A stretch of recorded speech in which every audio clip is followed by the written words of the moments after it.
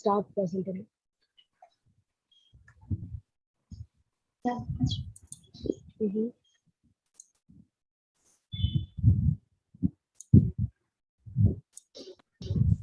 Am I audible? Yes. Yeah, you are. Shall I start presenting? One sec, I'll just try his number once last time, if he picks up.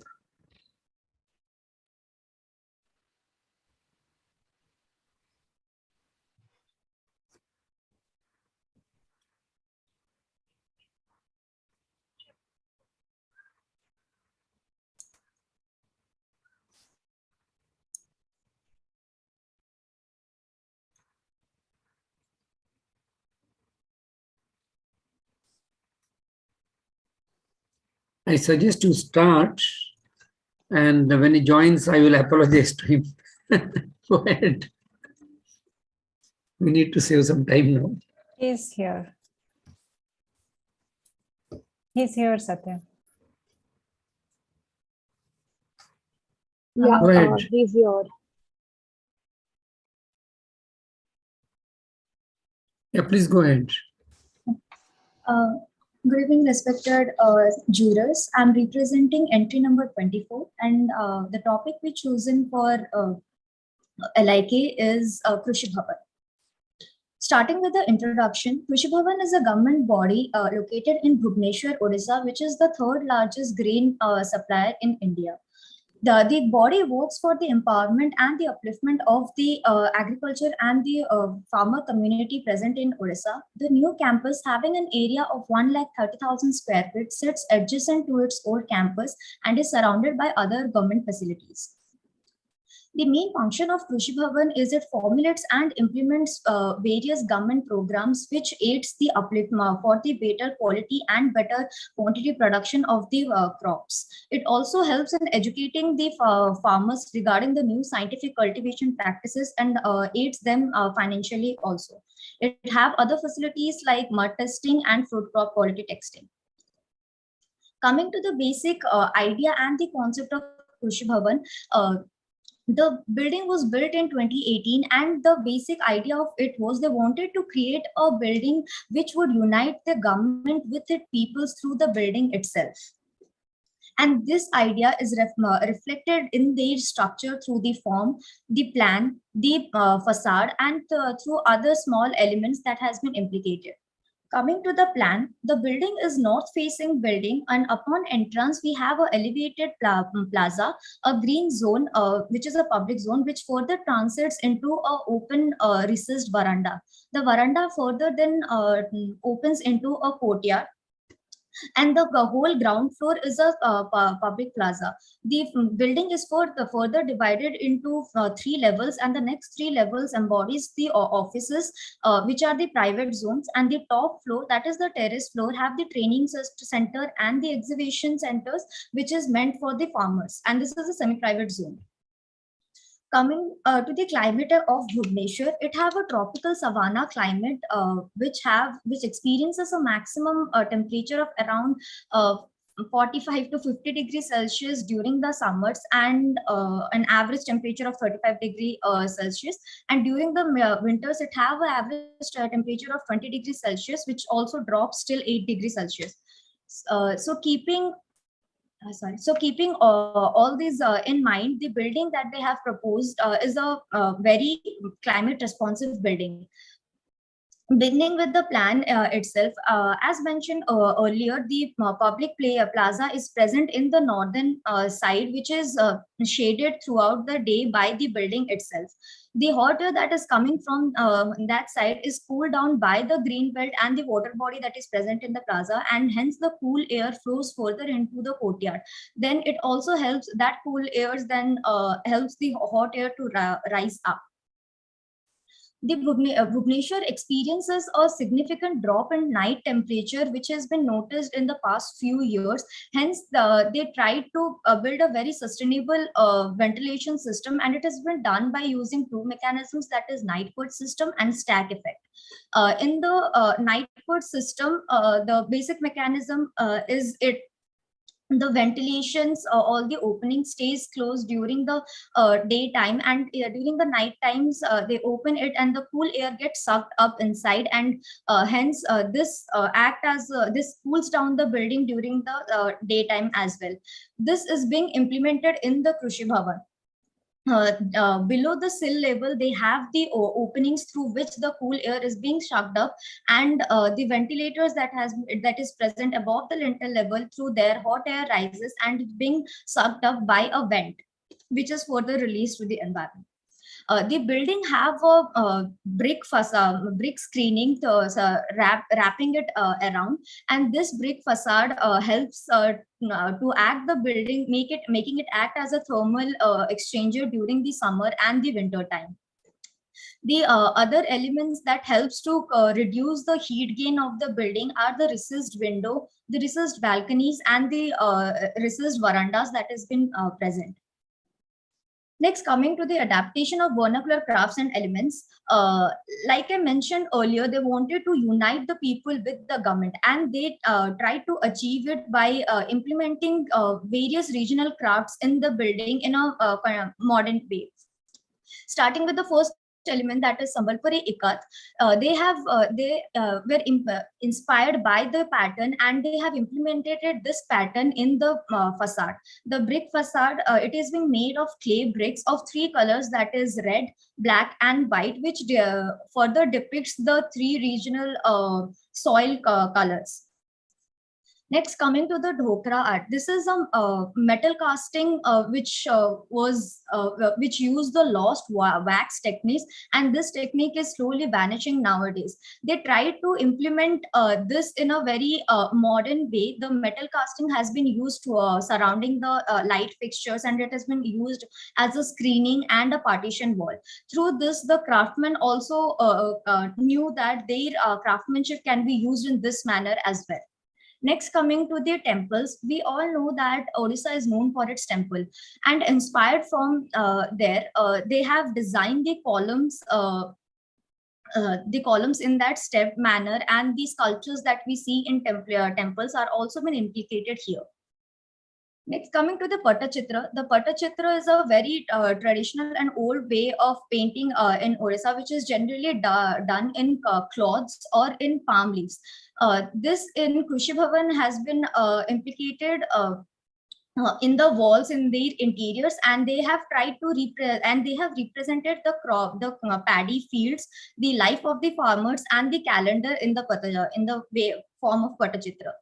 Coming to the stone carving, the art of stone carving is a very ancient practice dating back to 13th century, and they have tried to use this in the building as well, in its interior, in the walls. They have depicted the crop fields, the paddy crops, and the jali patterns and the motifs using the stone carving.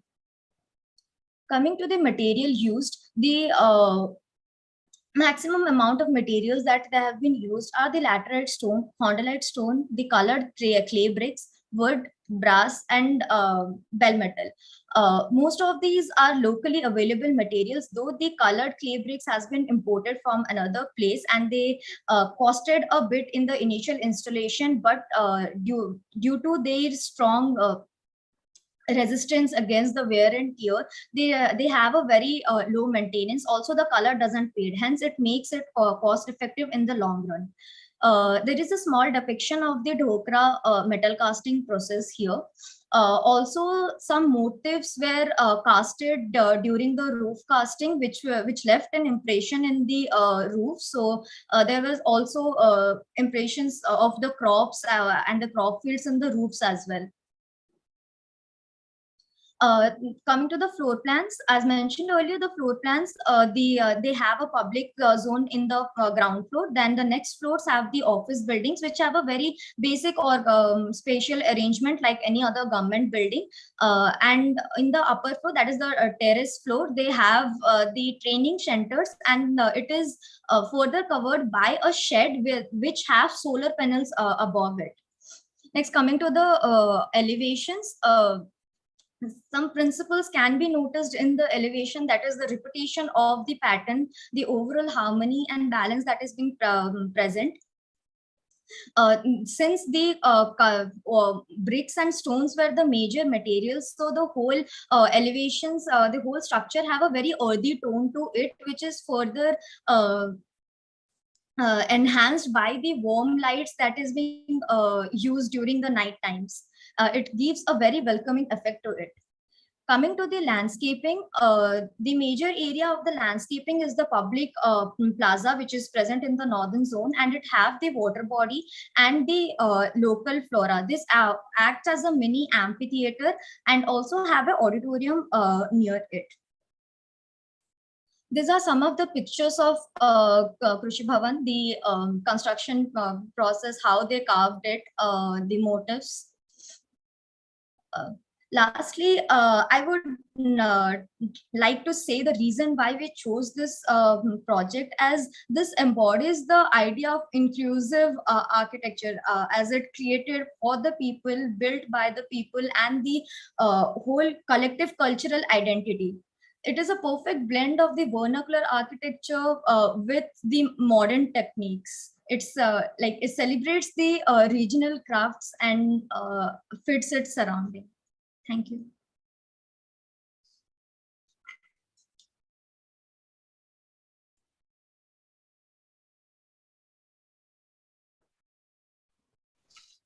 So we'll start with Brindaji. Yeah, me now. Okay. Thank you. I think it was a well-presented project, and the cultural references and the manner in which you explained it was very clear that the cultural references are definitely kind of infused into the design, as you mentioned. I had a question regarding two things. One is that we see this building as a public building, and obviously the plans are very clear. They show that there are these spaces which are, especially the entry, the lobby space, the area where people can gather, as definitely a semblance of making it a public building. My question was, is there any, maybe there is, and I want you to explain, is there any connect between farmers and the building? Because there is a lot of reference to local culture, local craft, and all the materials that you explained, the motifs, the designs. But what about a reference to the farmer community? Is there anything like that? That's the question. That's it.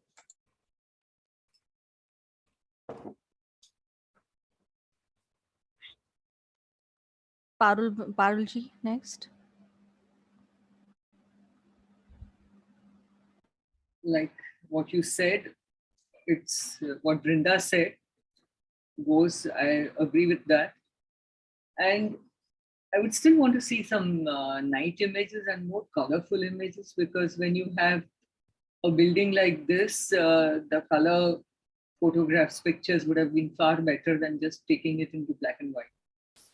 That's one thing. And also the flow of how people come, ground floor, how is it tackled, would help. When you're talking about it, agreed that it's, because it's a farmer's building, anything about it has been depicted. Otherwise, it's a good building. Simple, and this is right in Bhubaneswar, right? So the typology is also like this when you look at the buildings which are gridiron pattern, and you have large compounds and you have this buildings sitting into that in the center part or something like that. So that, if you had shown the context, would have helped. Pictures of other buildings. Thanks. That's it.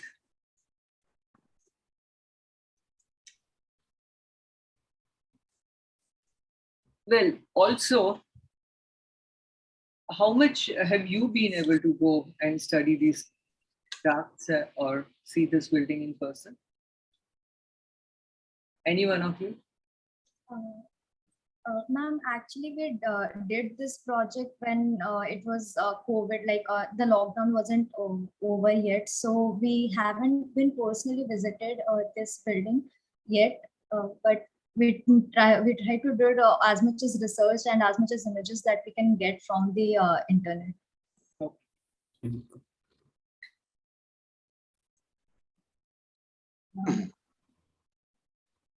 I think I have to. Okay. Should I answer the questions now or after? Mr. Mitra can go. Yeah, Anju- Yeah. Yeah, Anjan may have some brief comments, then you can do it. Yes, sir. Yeah. I think I've seen this building, so that is one. Actually, this is a very interesting selection of topic because it's a urban insert, it's an urban infill, and to start with, it is right on the Bhubaneswar main road. So it's a very busy commercial, highly commercial kind of a street, very prominent location. So that is fine. Also, a building of farmers getting an attention in this kind of a building, which is so elaborately crafted. It's also a very interesting kind of a political gesture. I mean, so to start with, that because farmer, we used to have an image which is almost like a very vernacular, locally, traditionally rooted, a very ruralized kind of an image.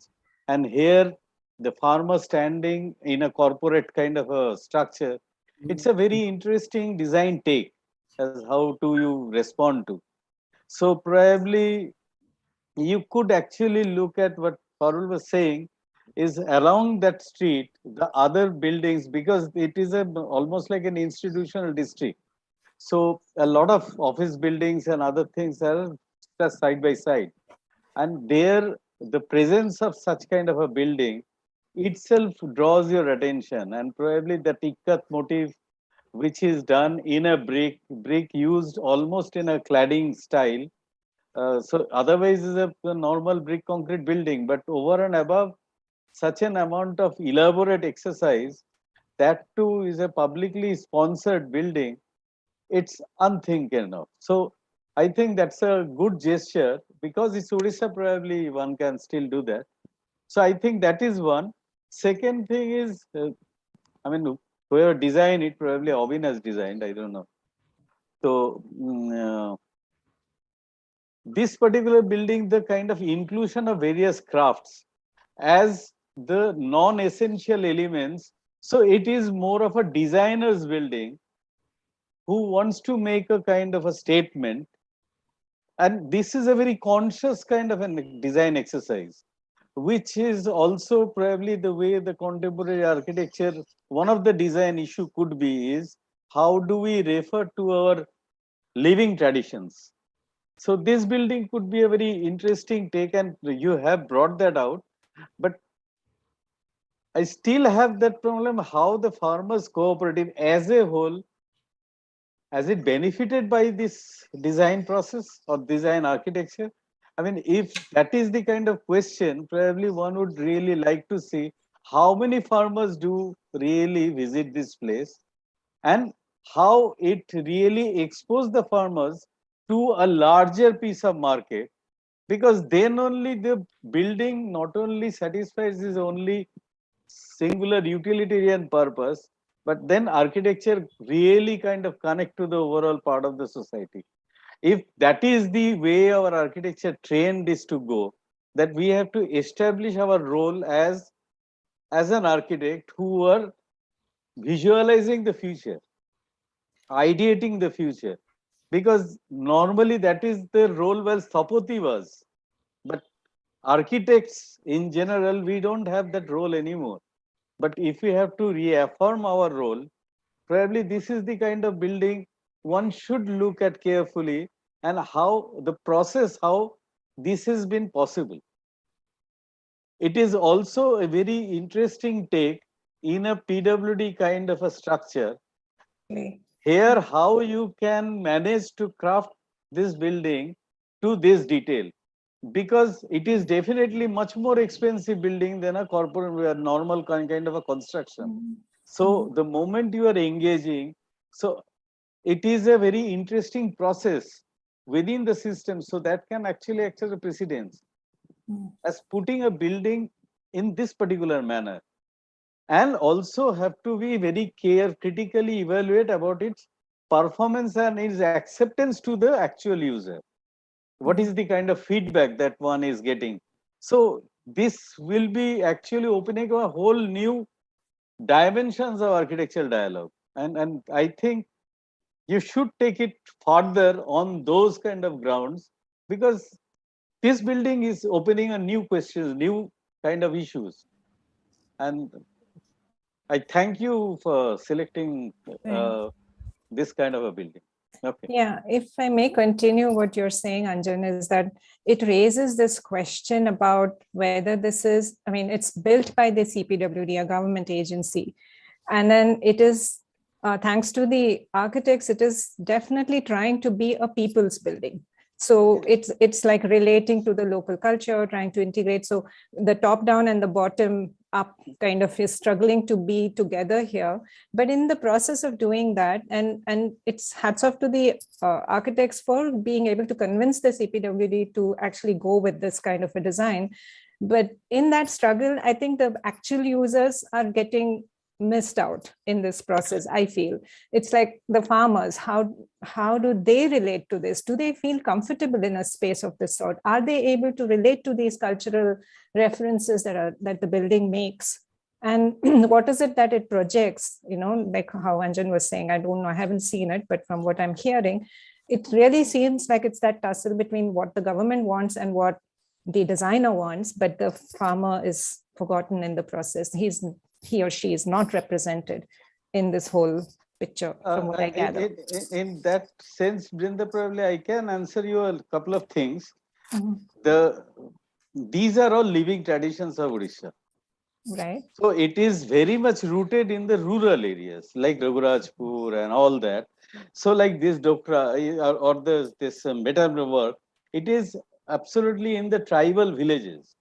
So if you really see that, and farming and agriculture was not really an isolated entity the way we started thinking of, because it is the farmers' leisure activity is into this kind of cars, because that is why their traditional beliefs, motives, passions are being kind of drawn. So it's not really very distinctive in this kind of a style. The whole of Jajpur belt, because I have been involved in a lot of traditional temples and other places. Anywhere you see the whole craftsman gang, stone craftsman gang is from this particular belt, because the Muslim craftsmen, they are not entitled to do the living forms. So it is the Odisha craftsmen who actually all over pan India, they are the ones who are carving it out. So Anjan, this is a very interesting. Yeah. You can think it's Yeah, a very thanks for Anjan. Thanks for that additional input about the local context. It's just I know we have been doing fairly well with time, but okay. now we are slightly we are a little behind time now, and we have to wrap up at least by certain time. So, but one thing before, not to disappoint the student who has done it, I wanted to go in. There was no time. We only happened to pass by outside. But people who live in Bhubaneswar have given me different kind of crits on this. It's a very interesting building, but they're also talking about the kind of dichotomy, which is a paradox which is between the outside view and what's happening inside. But let's leave it aside. From an infill point of view, yes, it is a notable building. Yeah. Sorry for stepping in as a moderator at this level. No. It's an interesting dialogue that is open. Yeah. Okay. I wish we could have more. Now we are a little behind time. Thank you. So should I address the queries that has been asked? Nothing very specific. It is basically we can stop at this. Yeah, I think we can stop at this. Yeah. Thank you. Thank you so much, viewers.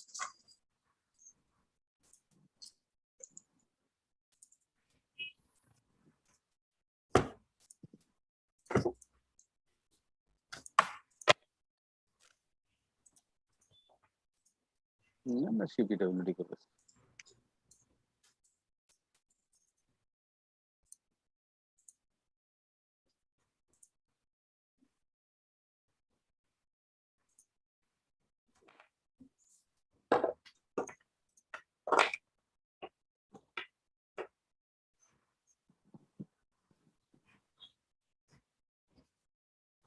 So now we are moving on to the 18th theme.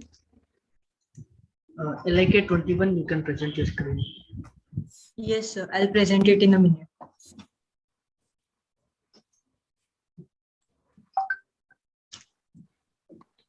Sir, is my screen visible? Yes. And is my audio also well visible? Well audible? Audio is also visible. Audio is also heard and visible. I'm sorry, sir. Can I start? No, don't say sorry. Incidentally, that's how learning from 5 senses. Some other day we'll discuss it. Go ahead. Yes. So good afternoon, everyone. I would like to start with the brief understanding on our side. As per our perspective, we came up with two meanings of grassroots. One was thinking of smallest element of society and creating something that would benefit everyone. And second had a thought of getting back to our old traditions, design strategies, and everything. When we talk about infill architecture, for us, it was all about maximum utilization of available resources under existing situation and context. Now, based on these criteria, we shortlisted 6 sites and did a detailed study of them. And after that, we finalized the site called as Kondan Retreat. Now, to talk about the relation of infill architecture and grassroots with Kondan Retreat, I would like to tell that the two perspectives that we study of grassroots were completely merged in this site. The first of all, it was built by the youth of Mawar. Elements were pursued from Mawar itself, and it gave employment to the locals of Mawar and also helped to raise the local economy. In addition to this, the stone walls or the courtyard or the concept of tali, fortification walls, every small element in Kondan was of vernacular Indian style. When it came to infill architecture, we chose natural infill. The materials, the circulation, the rhythm in design, or the use of contours, everything made the site to be one of kind. No other design could have been thought on the site and no other site could have been appropriate for this design. So they were like just made for each other. And one interesting fact that I would like to share about Kondan was that the client himself named the site Kondan Retreat. Kondan is a Marathi word which means insertion of diamond in gold ornaments. So our site is also fitted into our structure is also fitted into the site just like the diamond is fitted in the gold. So infillness is also shown through the name of the site. Now, when it comes to the location of the site is located in Mawar Taluka in Pune district and is almost 38 kilometers inside of the highway. One has to travel from highway to small single roads, then to muddy roads to reach the site. Now, as depicted in the sketch herein, there are some criteria on which we can justify the site. One is that it is completely way out from the urban life.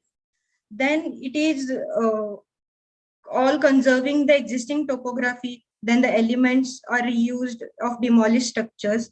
And last but not the least, it has a beautiful aura of nature, which is perfectly well conserved. Nature has been no harm. The contours are well preserved. Then the natural vegetation is also well preserved there. Coming to the site plan, as mentioned in the legends, at the northwest side of the site is the entrance, followed by the parking area on the southwest side. The next is the artificially built kunda, opposite of which is the entrance. And here begins the journey of the Kondan retreat. Taking into the account SWOT analysis, the pros and cons can be explained as further. Talking about the strengths, the main aim of the retreat was to get in sync the urban life and real natural world. Construction provided employment to the local people with the help of which helped the enhance economy. But if we consider weaknesses, the site being secluded from the city, the resources are not easily accessible. Still, the vernacular Indian architecture is brought into limelight by the retreat via the tourist.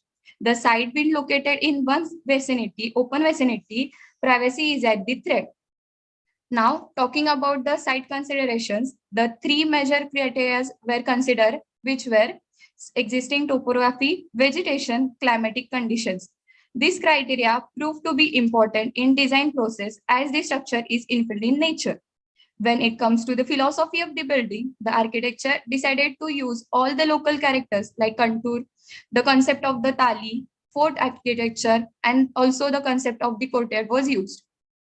Discussing about the design, the 8 walls were the main features. The walls are built considering the coordinate axis and the context of the site. Depending on these walls, further zones were created. Here, I would like to discuss some of the construction techniques.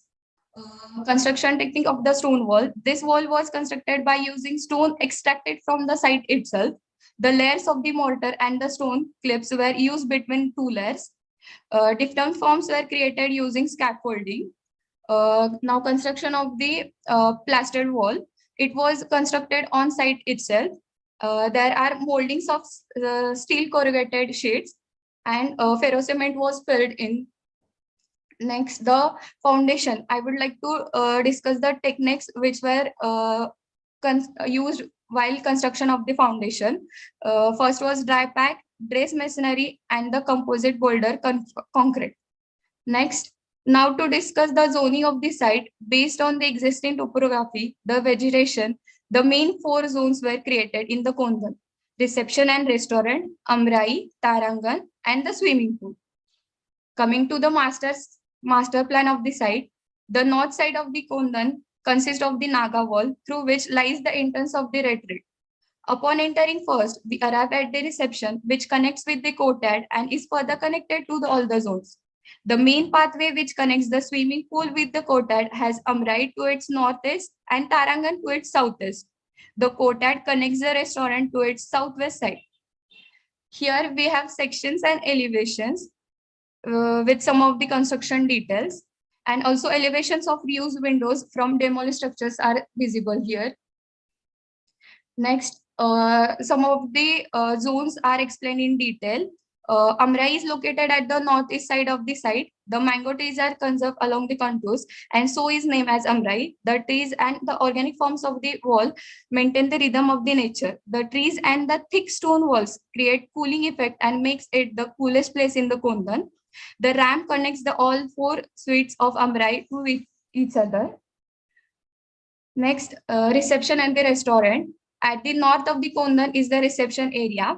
The wall behind the reception is featured as Jata wall. The Jata were made from a local craftsman and used as a modern light fittings. The open courtyard at the south is main connectivity of all the zones. The wall work as a passive cooling agent for the reception and restaurant. Restaurant is exposed to the valley, thus there is no requirement of the artificial ventilation, as use of natural light and wind is achieved here. Swimming pool.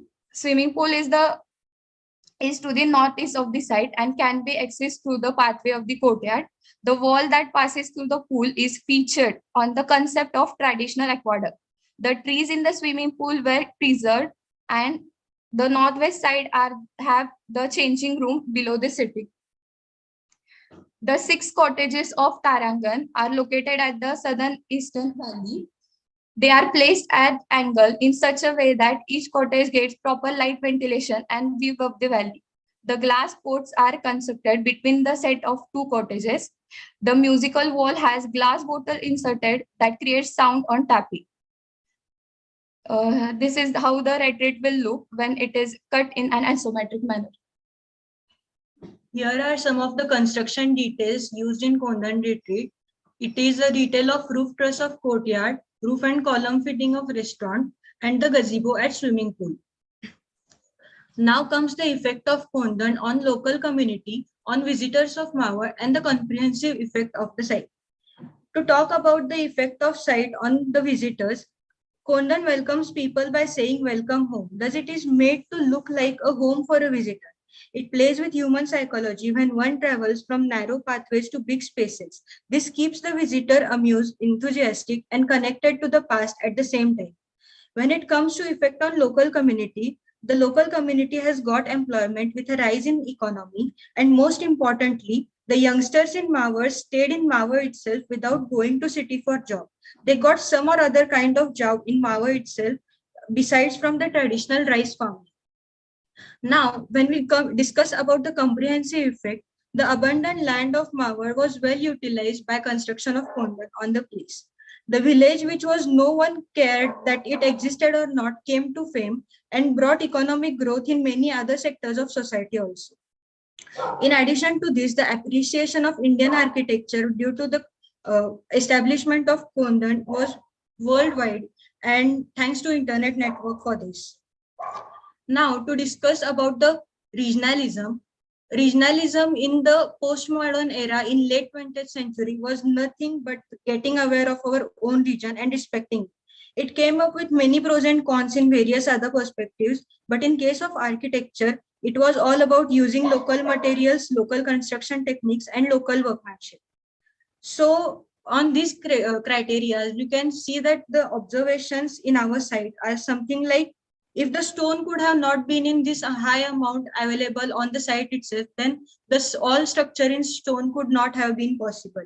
Similarly, the mango orchard was present there, so the beautiful region of Amrai was created. The different contours resulted in the wonderful level differences, and these all things came together and final result blend together. So the Kondan was standing with its own identity and also blending with the nature at the same time. Now, I would like to share some of the experience also. We came across many things. We did the brief understanding, we did site selection, site study, conceptual sketching, drafting, everything. And through that, we came to learn the rare concept of infill architecture in a great manner. We truly cherished our vocabulary in both verbal and non-verbal manner. Now, besides all these good things, there were some bad things also that we encountered in the site of Kondan.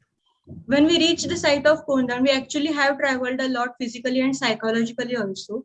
But in addition to this, when we reach there, we have a very rare connectivity to internet as well as regular calling. So when a person is there in Kondan, in case of emergency, he is completely out of reach. In addition to this, the site is exposed to the valley on the southern and southeastern side, which creates kind of a security concern in relation of wild animals and also outsiders. Please finish this fast. It's been 10 minutes. So just show your slides and then we can finish it. Yes.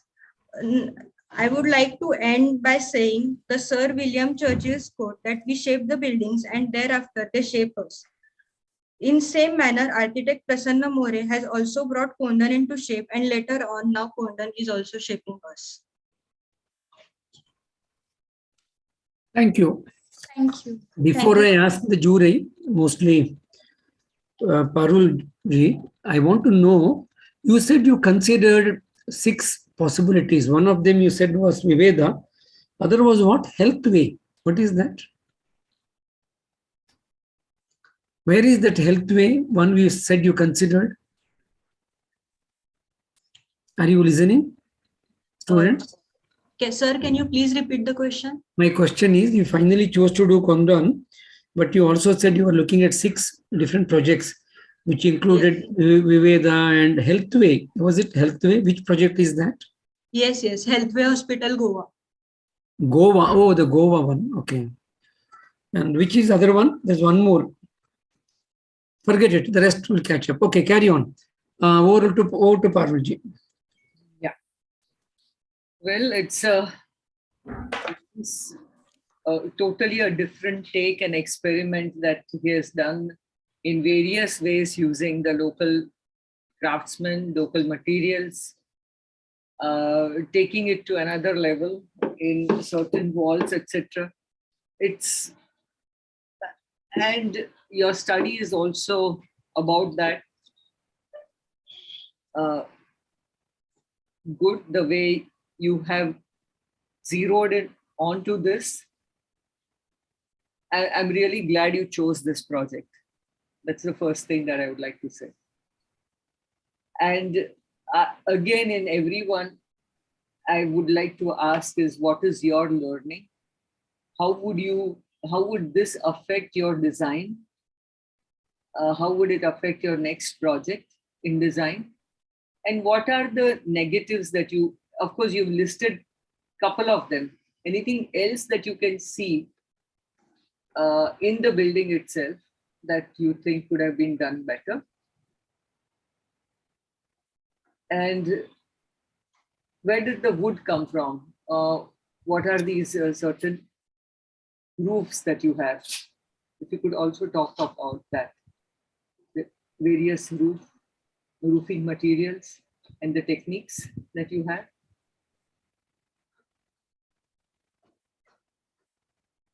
Can I answer, sir? No, next. I think it'll have to be you answer all the questions together. Okay, sir.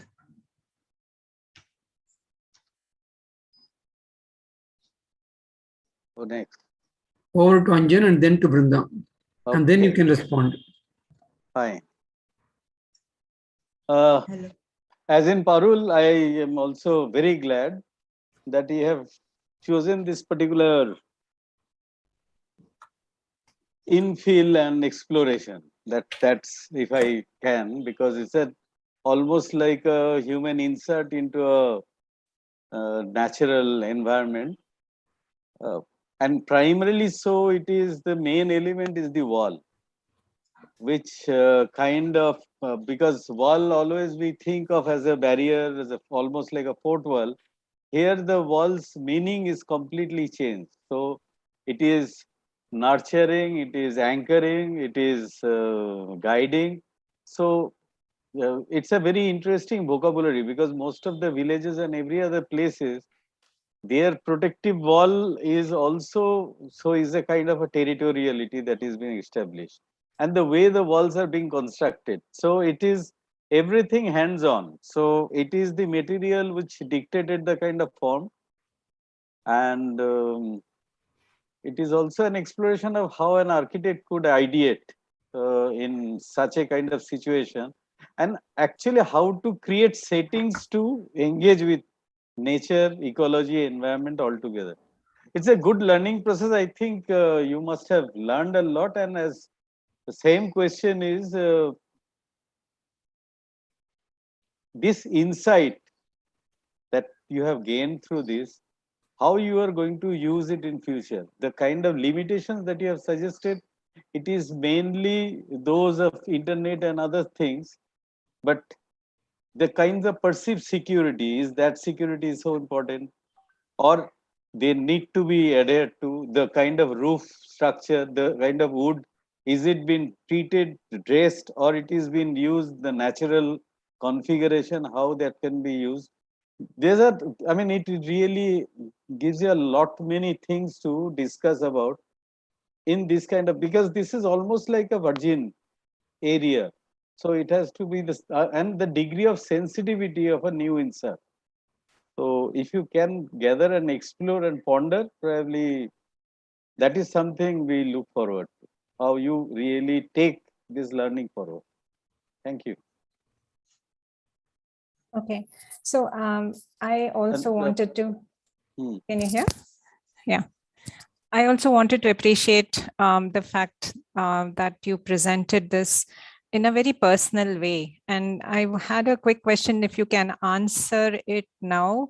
There are some sketches that are talking about the effect that you have in one of your slides, effect on the local community. Are they your sketches or is it from the architect's side? They are our sketches. We They are designed. your sketches.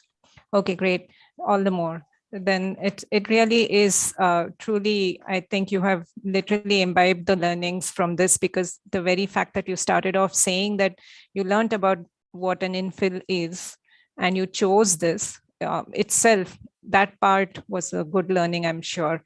I don't have anything to ask because it's such a well documented, as well as you've critiqued it also.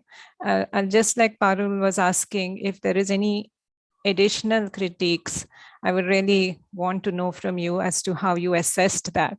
The feeling of being unsafe in that location is probably something that you felt because you don't belong there, but the people who actually are there may not be feeling it as much. They must have like inbuilt mechanisms to kind of deal with these kinds of circumstances, on a day-to-day basis. So what else, if you can add on that too?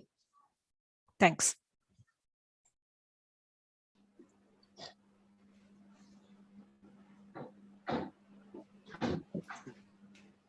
You can respond now. Okay, sir. So to answer the first question, I would like to tell about the learning of us from the site. When we went to Kondan, we literally got out of our urban life and went into that natural space. So everything there was in contemporary style. Contemporary style was used in abundance, but it was in stone. If we go to the basic conceptual designs of Kondan, then we can counter the use of courtyards or the traditional construction techniques that we have been learning of Indian style. We can counter them when we go to the basics. So our past is connected to our present, and very beautiful blend can be countered in there. So we learned that how the circulation should be, how we can connect different spaces by not letting them that we are connecting them. For example, I would like to tell about the pathway that goes from in between of Amrai and Tarangan and connects the courtyard to the swimming pool. That path is actually a public space which connects the courtyard to the swimming pool, which is also a public space. But it goes from the suites, which are completely a private space. But when we go through that, we cannot counter that these are the specific private spaces. It all looks like it is a single place. The gazebo therein is also there for sitting. But when we go through that gazebo, we can feel the aura in there. We can actually get to know that this was something that was there in past. This was something that we had from in, like we can connect to our past easily. So this was something that was actually there in us. We can feel that vibe there. Then the effect of design on our future designs.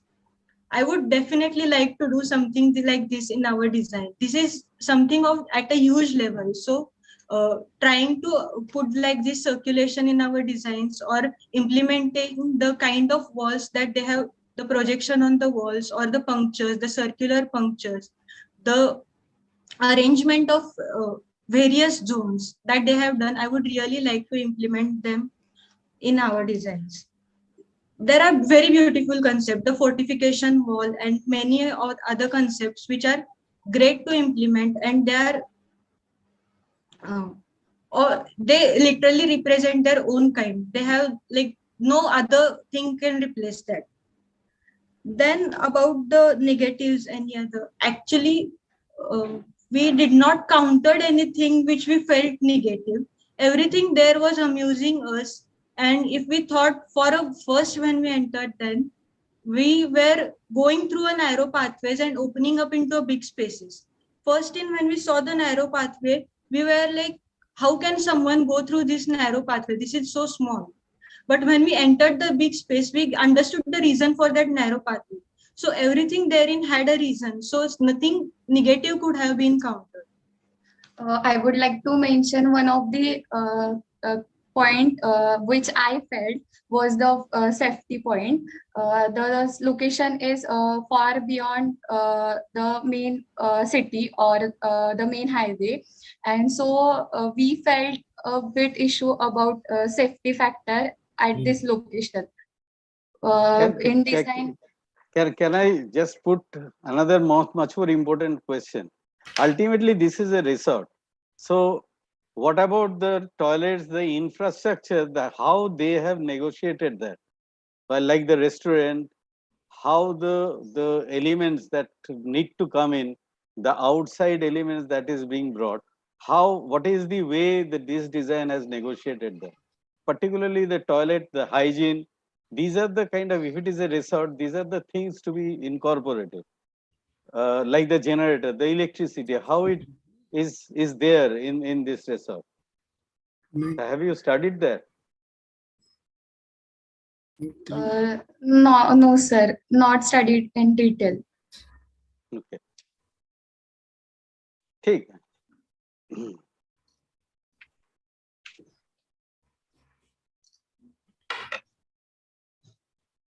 Well, then, if there is no more comments, thank you very much. Thank you. Thank you, sir. Thank you, sir.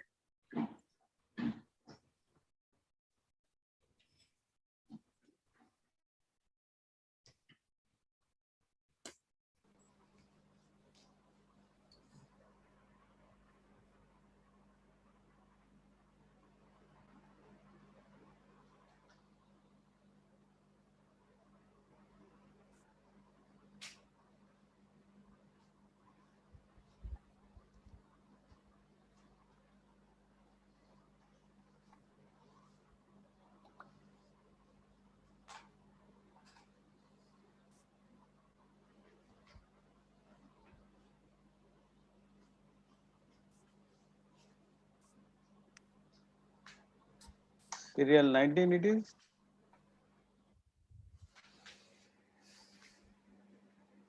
Give us 1 minute, sir. The participant is not joining.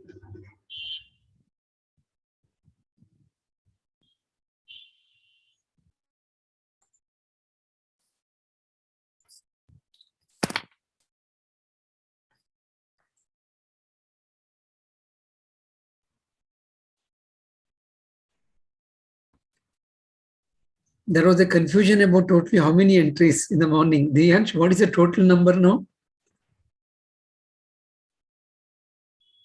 Total at 22.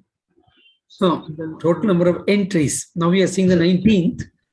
How many more? 1 second, sir. Just Yeah, anyway, while the students group is joining in and they will set up for sharing, you can just tell us that. It's already 5:45. We are left with another hour only to complete.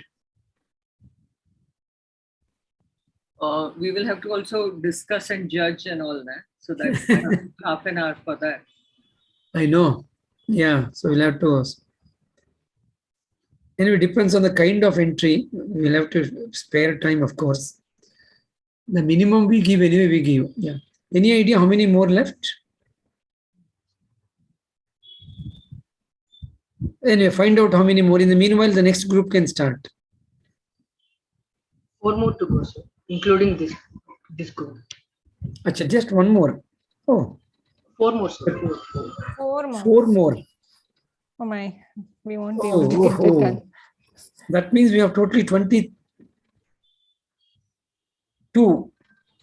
Yes, sir. 22, including this 4 more. Yes, sir. Can we do that tomorrow? No. Now again, lining up everybody just for sake of 1 or 2 will be difficult, no? We could do the discussion tomorrow, but we should finish them today. Yeah, that's possible. The jury, within us, we can always, if we can spare some time tomorrow, Sunday, we can do that. Yeah. Anyway, carry on. Start with the next one. Good evening, sir. Good evening, sir. So, are we visible and audible? Yes, you are. Okay. So, we are team 64 L.I.K 34, and we'll be presenting a presentation. So, is the screen visible? Yes, please go ahead. Namaskar, sir. We and my partner will be presenting our L.I.K entry this time with the quote that starts with nothing else but that says, "There is nothing left between the sky and the earth anymore. Everything has been demolished." This is a saying said by one of the survivors, Daud Ismail of the Badli village in Kutch, in which 2001 the famous earthquake came and destroyed everything over there. So our focus is on a school known as the Vasant Vidyalaya School, and we'll be focusing on how the Infill has turned the architecture of that place into a different time memorial over there. So moving forward. So first thing that we come across is the debriefing and what the brief asks us about the whole question thing. So we see that what is exactly infill. We just all want to understand that maybe infill is all about the Japanese way of a fill up, or maybe just constructing a space over the empty area, or maybe redeveloping over something which is already built. But in our case, we have taken the suggestions and all the comparison where we see that how maybe one thing can be demolished and then can be brought up in a better way, which works as a temporal architecture over all the time. So for us, we will be talking about what infill exactly means. Moving on. So our project, the starting of our project, which is located in the Badli village, that is 40 kilometer west of Bhuj in Kutch, and the building name is the Vasant Vidyalaya Bhuj, and the village itself consists of some schools, general shops, houses, tube wells, and whatnot. So coming to the physical documentation of the village, we have documented it physically. There is no continuous supply of water and electricity, but that is pretty well managed by all the villagers out there. Also, a general observation, education is restricted up to 7th standard there. And the most popular thing in the area is the bandhani fabric work, which is the ultimate glue in binding the whole village and the school itself. The village also consists of approximately 1,500 people today, with around 325 houses built in 3 modules. So on 52nd Republic Day, 2001, an earthquake with a Richter scale of 6.9 shook the foundation of the village, and 90% of the village brought down along with the school itself. Uh, uh, and about that 2001 earthquake, after the effects of the earthquake, the school has been the worst hit. So there were two organizations that came up together, which were named Strugen and Pentagon, and they have raised funds for the village and given the rehabilitation project of the village to Ma'am Brinda Somaya, architect Brinda Somaya, and her work in rehabilitating the whole village and the school. So coming on to the organization and the spatial planning of the whole city. So this village actually is based on the branching method of settlement and is working on the sectors of planned and unplanned sectors in after the earthquake was hit. So in that, the divisions were made socially by the people itself, that all the people who live together want to still stay together in a family or in a group, and all the other people who are formed in a smaller groups were to be divided into a smaller whole section. So instead of breaking that rule that they wanted to have, or the form that they wanted to have, Binda Sumaya went for a system where they can form their own houses where they were actually built already. So the whole sector was divided in their own organizations and special ways from there.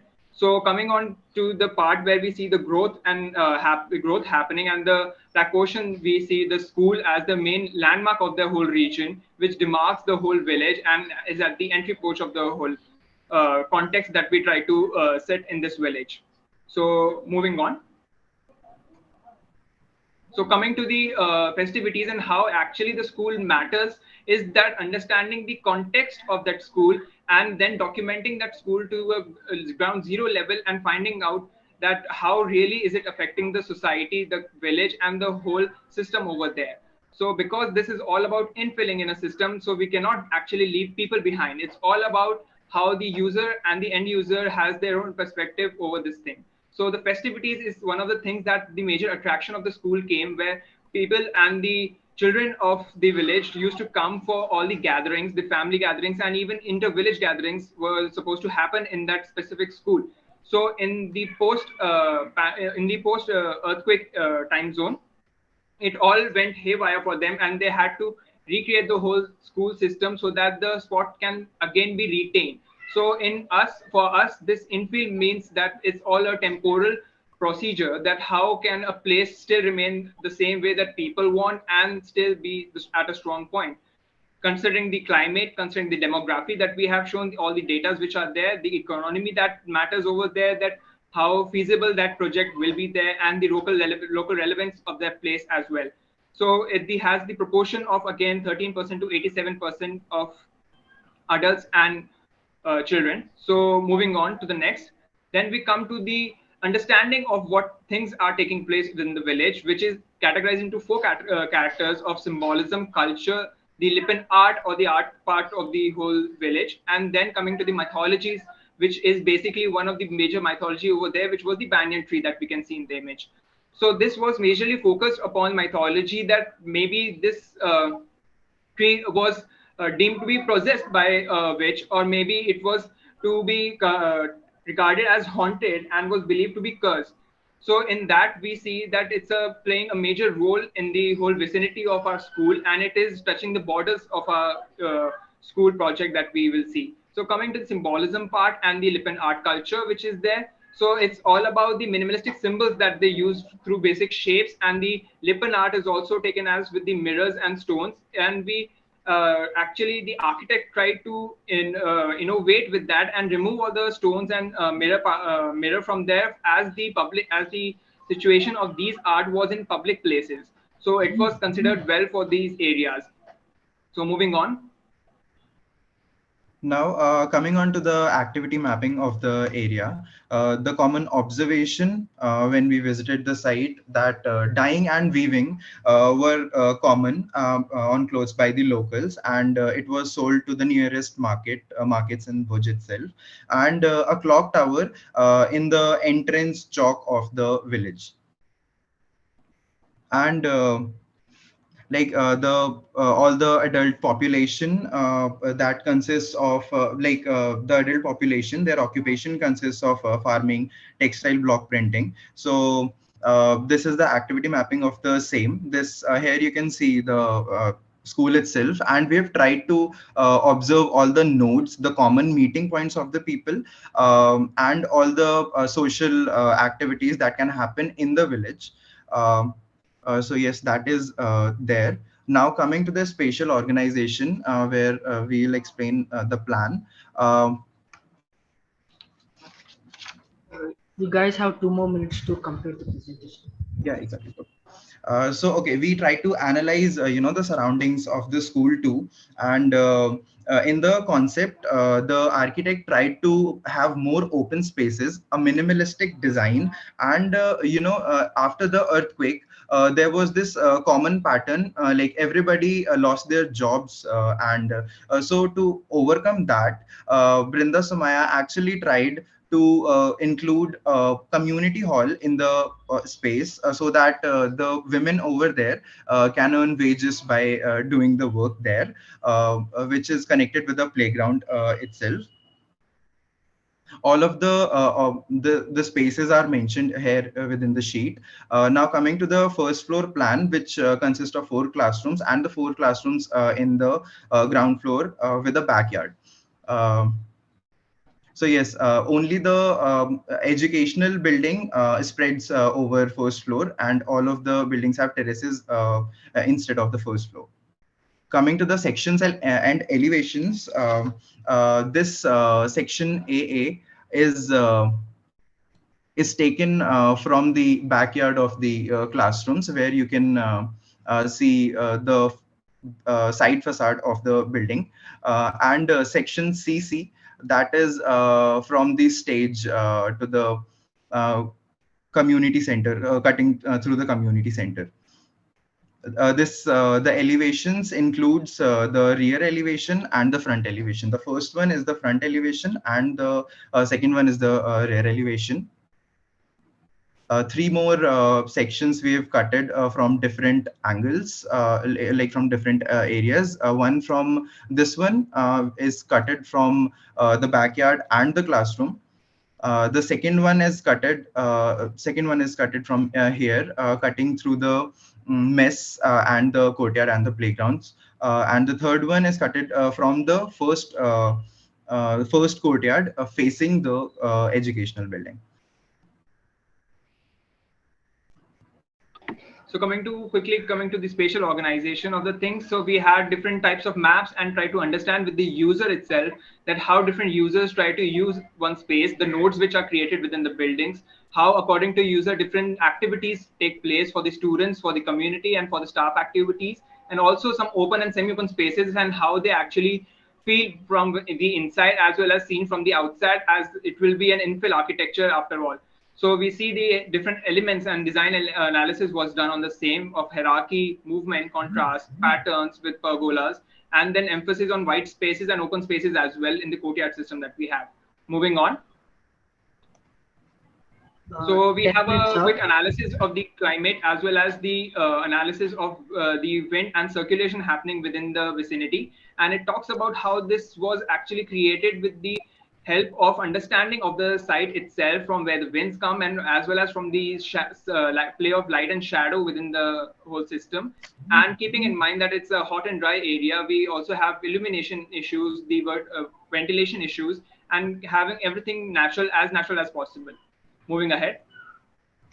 So there were some modifications in today's footprint of the building, and the architect actually had the idea that how the expansion has been successfully visioned in the building itself, so that the people can understand the building better, and they can expand the building for their use too. So there were some modifications, as there was the library between the toilet and the community center, a fountain that is proposed there, a drinking water area in the summers that is provided in the front lawn, a specially able toilet, and stage trusses, one stage truss and one corridor truss to provide the shed.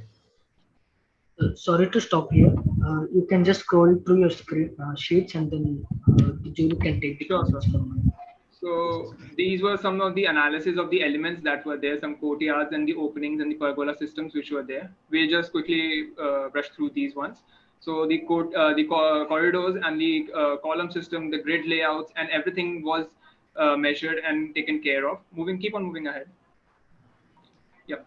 So we can see the elevations and different portions of the site where we have done proper analysis of the situation of what is happening and how it feels from the inside and the outside. Moving further on. So these were some of the zones that were divided, and we did a study of each zone and understanding of each zone. Moving on. Okay, so the architectural elements include some upgradation in the roofs that was considered in the past, and the clustering of the houses according to the users itself. The rehabilitation itself speaks a lot about the village.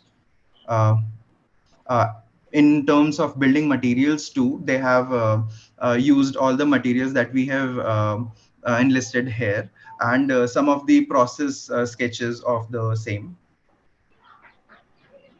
The construction techniques of the houses that were built there were also included, and the steps of the gable roof, the cob wall, and the RCC gable roof construction. All of them are mentioned in the sheet itself. So finally closing the thing with the construction technique of the building as well, the school building which was there, and different techniques and the building material which was utilized made it more vernacular and connected to the people, which is basically the more main agenda of an infill architecture that we used to see. So moving on to the final thing that we have, the final sheet. So what infill is exactly for us, and the L.I.K principles also we mentioned. So infill for us is a procedure or a process in which the cycle is completed when we have different stages coming up in a design, and then we see that how these things come up and make changes throughout as per the user itself, and is compared with the time frame that we have. So a building which we see now as an infill might not be the same thing tomorrow, or maybe it is the foundation of something coming up new for tomorrow. So for us, the infill is not some concept or a single heading of that this can be an infill project, but it's all about a process of how things can happen. And we also cater to a situation of what if the things may not have happened in such a way, and how haphazard things could have been if it wasn't an infill process. So this was our final presentation for the reasoning and the interpretation. Namaskar. These were the site documentation photos, photographs, the documentation we did on the site, and these were this is the photo panel from the site. Thank you, sir.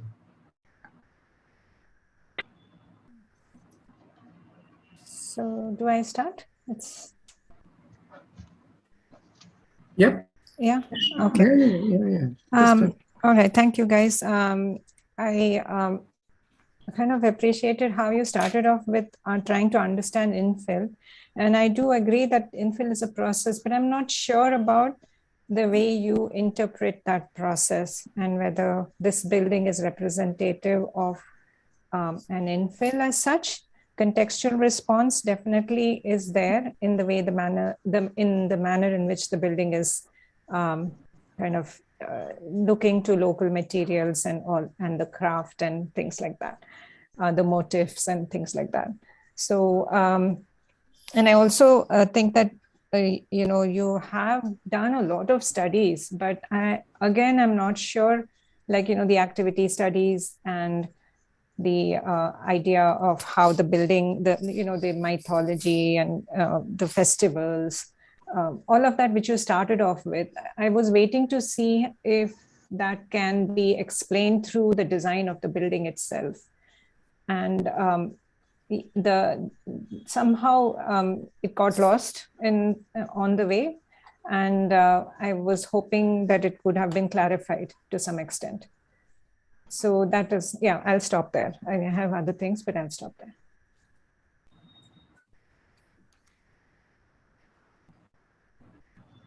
Who's next?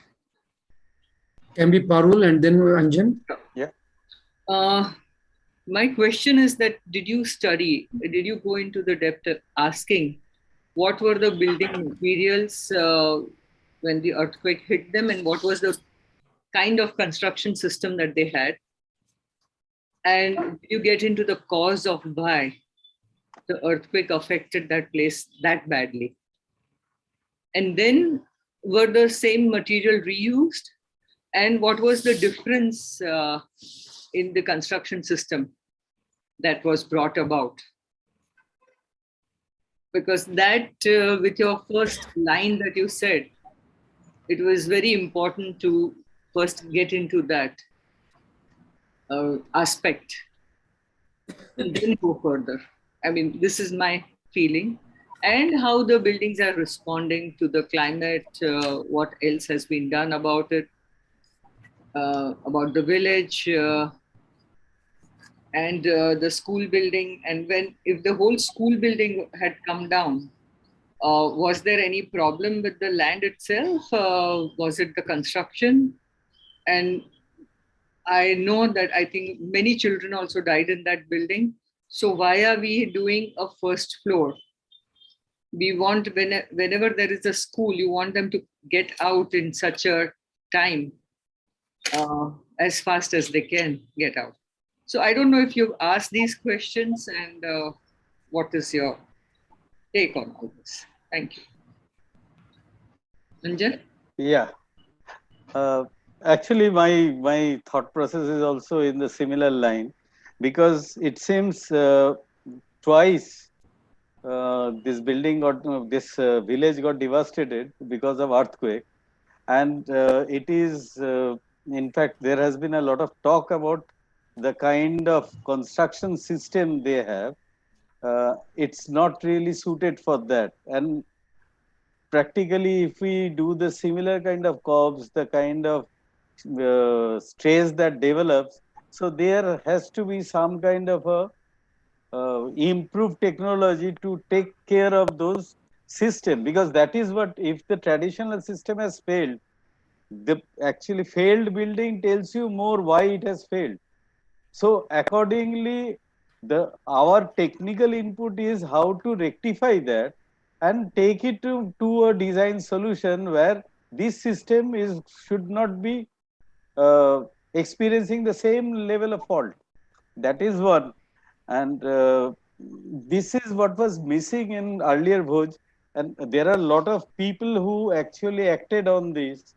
And first is how fast the construction could be done. That was a major issue, because once this is destroyed, then the first thing the community wants some kind of place. And in a village community, the disaster shelters and everything is the school building.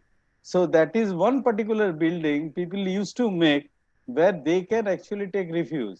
So since you are talking about such a close-knit social system, you have talked about all those things, how that is being translated in implementing a disaster resistant kind of a structure, and the kind of lessons from this, and the spirit in the disaster, the festivals and other thing is the major bonding spirit of the whole village.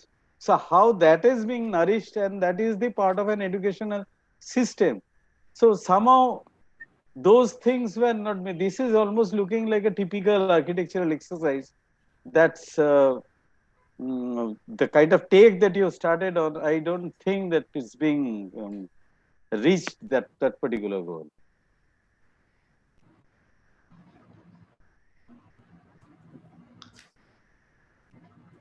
You can respond now. Yeah. Unless there is something to respond. Is there something to respond? Yes, sir. If we may answer. Keep it brief, please. Yeah. Yes, sir. So, sir, coming firstly to the question that how is our building helping in the infill architecture that we are trying to do. So basically our building was focusing more on how things are happening with due procedures and how people as an involvement took part in the building the whole system.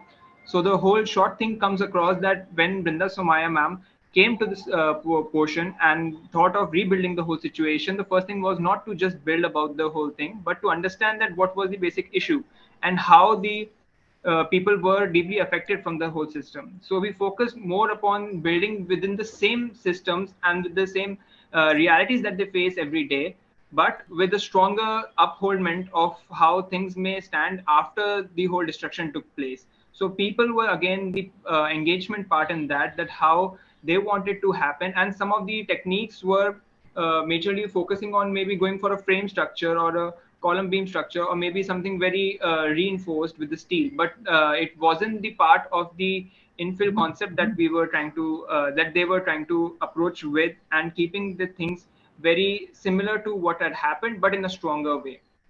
Actually, you're not answering our questions, so just be to the point.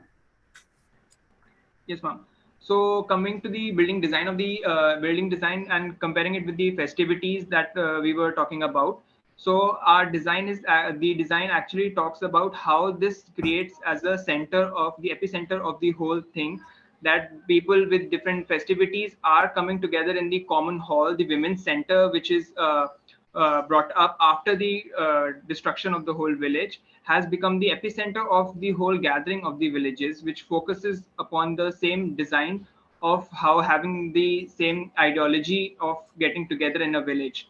And as well as the building material concerns were there. So the rubble work which was utilized previously was now shifted to brick masonries and the column grid system that we have nowadays. And then having that similar kind of holes that we have in the wall system. If you can go back, we can show you that the systems that were utilized, the building materials that we have, they actually cater to how they indefinitely see through the construction system and balancing out the building of the whole system.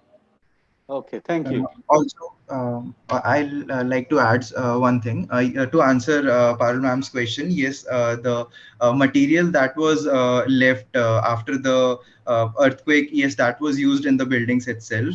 The school was the main point that it got hit, and there were no deaths, surprisingly, in the village, and there were many standing houses. Those were upgraded to the new methods. Yes, most of the houses were constructed newly. Okay. Okay. Thank you very much. Now, while we prepare for the next group to present, Parulji, we have another, going by what they said, including this, they said 4. That means 3 more. So even if we give their due time, it cannot wind up by 6:45. What do we do? I'll have to go. Is that okay? Maybe I can stay on for 10-15 more minutes. But okay. It's all right. Then that I have then my suggestion, if we can do the jury comment in fewer lines, I know it will be unfair, but at least if we can do that, the presentation can be finished today. Yeah, and also that they take too long in the beginning when they're talking about, and then they rush through the main part. Yeah, but there 10 minutes we have to give, whether they... No. So they need to focus not on that much what they keep talking in the... Satya, I think what we can do is we can get away with this jury comments, get the presentation, because whatever the understanding No, that we're getting is... yeah, but Anjan, it is brief. At least few liners from each of you. Students would explain. Okay, just a couple of lines from us. Okay. Just a couple of lines. Yeah. Okay. Many things we are saying now are repetitions, as you know. I know, yeah. There are some specific, of course, but generally we ask, what have we learned? What have we done? No, that is not point. Yeah. Okay, go ahead. Hello, good evening, sir. Is my screen visible?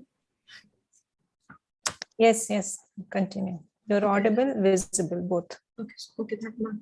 Good evening to one and all present here. We have selected the site of Ras Jodhpur as per our interpretation of the brief in conjunction with the theme. Set in the heart of the walled city of Jodhpur, Rajasthan, Ras is a 1.5-acre property uniquely located at the base of Mehrangarh Fort. It has been translated into a project where there is a dialogue between the old and the new. Luxury was about being authentic, both in the terms of materials and workmanship. In response to the brief, am I audible?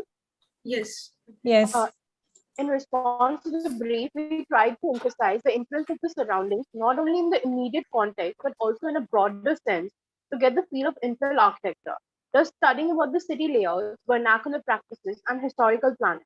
Thus, we have also introduced a new theme to our project that has never happened before, which is about the city. So Jodhpur was designed under the concept of wall city, which is a place surrounded by high walls with the moat or river surrounding it. It is also called the blue city because in the past, many houses were painted blue by the Brahmins for or as identification. Now, what we understood about infill architecture is the use of any space in between other structures that may or may not act as an ancillary buildings. We connected our brief to the theme grassroots and interpreted that the choice of the site should be one that fulfills a purpose while justifying the term infill. We built with the use of vernacular practices. We chose Ras Jodhpur as it fulfills the demands of the term infill, blending yet seamlessly standing with the architecture of Jodhpur. The theme, in association with the brief, points to the importance of urban patterns and sidescapes, their growing need and the visual richness, while talking about the need for novelty and familiarity of vernacular design approach. Site selection was done by keeping in mind the climate, the creativity, craftsmanship, regionalism, and the brief, of course. The next sheet is about the climatic analysis of our site. The building employs the use of the century or double skin facade in the newer block to combat the heat and provide ventilation. The orientation is to provide the best conditions of thermal comfort and ventilation. The windows and balconies perform multiple functions of passive cooling, provide shade, and open to the courtyard or the Mehrangarh Fort for views. The stone jali is heightened by the fact that these panels can be folded away by each user or can be closed for privacy and to keep the harsh Jodhpur sun out. The use of thermal control helps keeping the occupants of a building more comfortable by moderating the temperature of the interior surface of the building and reducing drafts. Additionally, it reduces the energy consumption of a building for heating and cooling to a fraction what it would have been originally. The use of solar power generator on the rooftop is harvested as a renewable source of energy for recharge process. The next sheet talks about the historical elements and the evolution of our site. The initial site occupied 3 18th century non-habitable structures which were very rich in architecture, but were not functionable. So the architect started its renovation along with the construction of new blocks. Looking into the history of the site, we observed many historical elements such as charokas, arched doorways, use of sandstone and teacham wood, hand-cut stones, jalis, Indo-Sasanic, Mewar modern architecture, and the courtyard planning. The first building was the trademark of superior Rajput architecture as it existed as a private residence of the royal family. The last building served as an entertainment zone for the Thakurs, consisting of a Darikhana, a temple, and horse stable. The spa is the 18th century traditional buildings with beautiful views and combined architecture of modern and traditional. The stepwell is preserved which was made in 1740s. Restoration was done by an old age method of using lime mortar and solid stone masonry. Next, we have presented the site plan of the building. The 36 rooms have been created and spread over 3 contemporary buildings, inserted into the site in a manner that they frame the visual and spatial relationship among the old buildings and the fort. Here are some site views. The large central courtyard houses the 3 restored heritage buildings. These become shared spaces such as dining areas, a spa, breakaway spaces to be enjoyed by all the guests.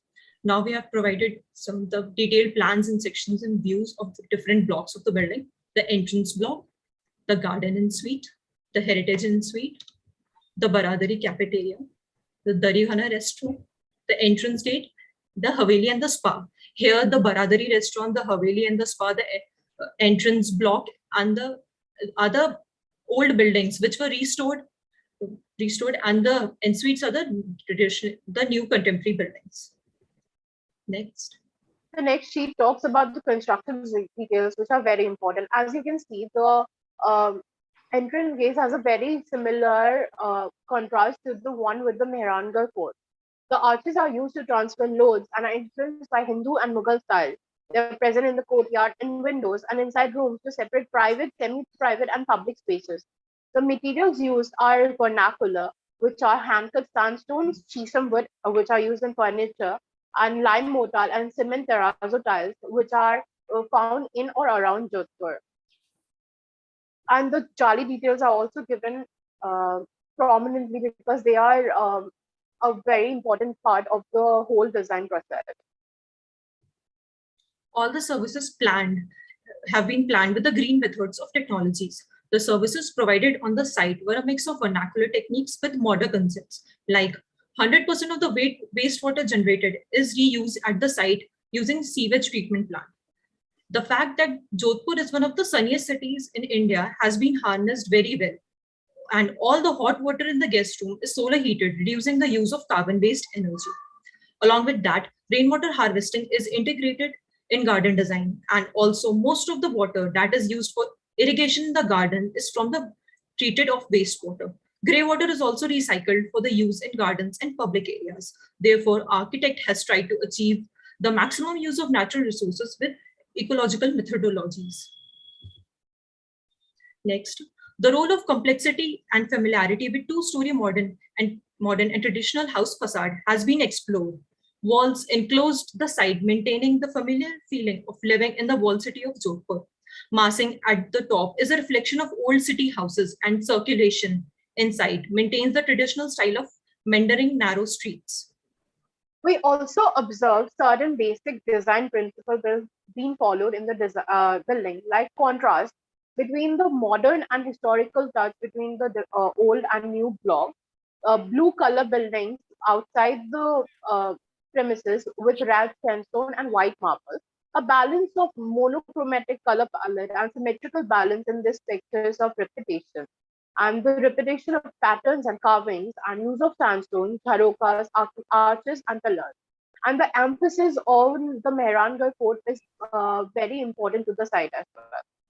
To conclude, the site selection was extremely difficult due to the intricacies of what Infill means to both us and others. However, it led us to Raj Jodhpur that instills a feel of royalty and familiarity in space, along with the traditional vernacular architecture that we do not see anymore in a lot of places. It transposes users to the age-old Rajputani architecture and gives the present people of Jodhpur a purpose of belonging and pride. The building is the only luxurious resort in the old city and authentic in its use of vernacular materials and techniques, such as intricate furniture and stonework, along with different types of historical elements. It forms a bridge with the local people to the old Jodhpur and provides employment opportunities as well. At last, I would like to conclude with the same line that I heard by the locals, that after the construction of Ras, they have felt that their old and authentic Jodhpur is back to them. The next slide, the next panel is the photography panel that shows you the views of our site along with the different plays of light and the importance of Jali in the site. Thank you for listening to us. Thank you, ma'am. Thank you, ma'am. I'm a little confused. Who will be going first? Is it last time Brenda went first? So is it? Yeah. So Yeah, Anjan. Parul. Not me. Anjan. Anjan. No, after Brenda, normally Parul, then Anjan. Anyway, it doesn't matter, end of the day. Oh, okay. As per your convenience. Okay, the site selections is fine.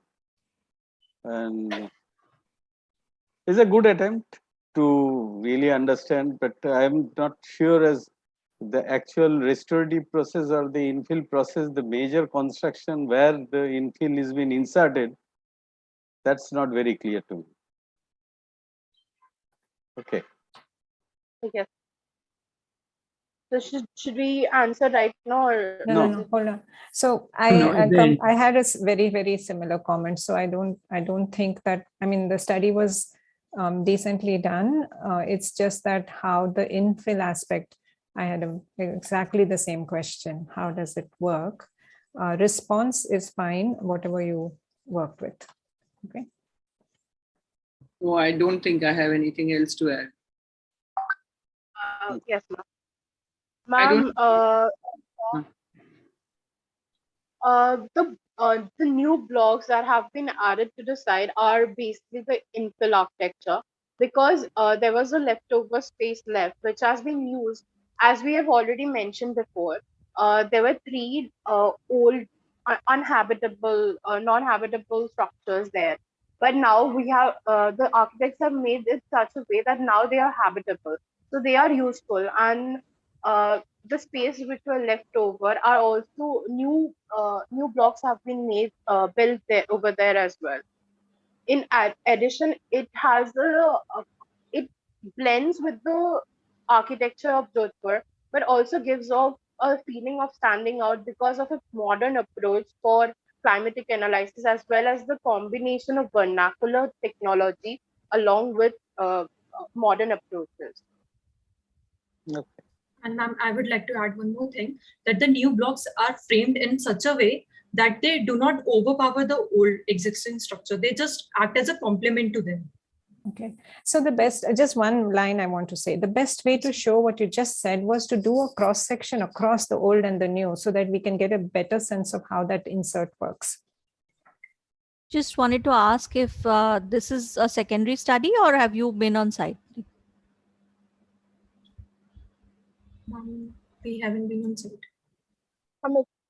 Ma'am, it's a secondary study.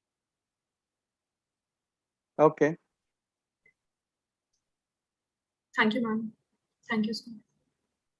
Thank you, sir. Thank you, ma'am. Welcome. Next entry can present. Yes. In the sequence is the 21st.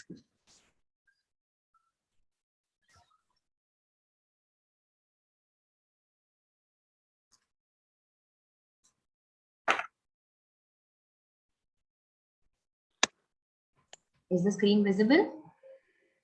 Yes, it's visible. Yeah, you can also hear it. Yep. Good evening, one and all. The structure that we have documented is the Panjim Municipal Market, Goa, which is designed by architect Sachin Akshikar. Our search for infill architecture led us to Goa, a blissful state along India's coast. The state prides in being an amicable stirring pot for cultures, languages, coexistence, harboring both community and globetrotters, a day and night life, as well as quiet and clamor.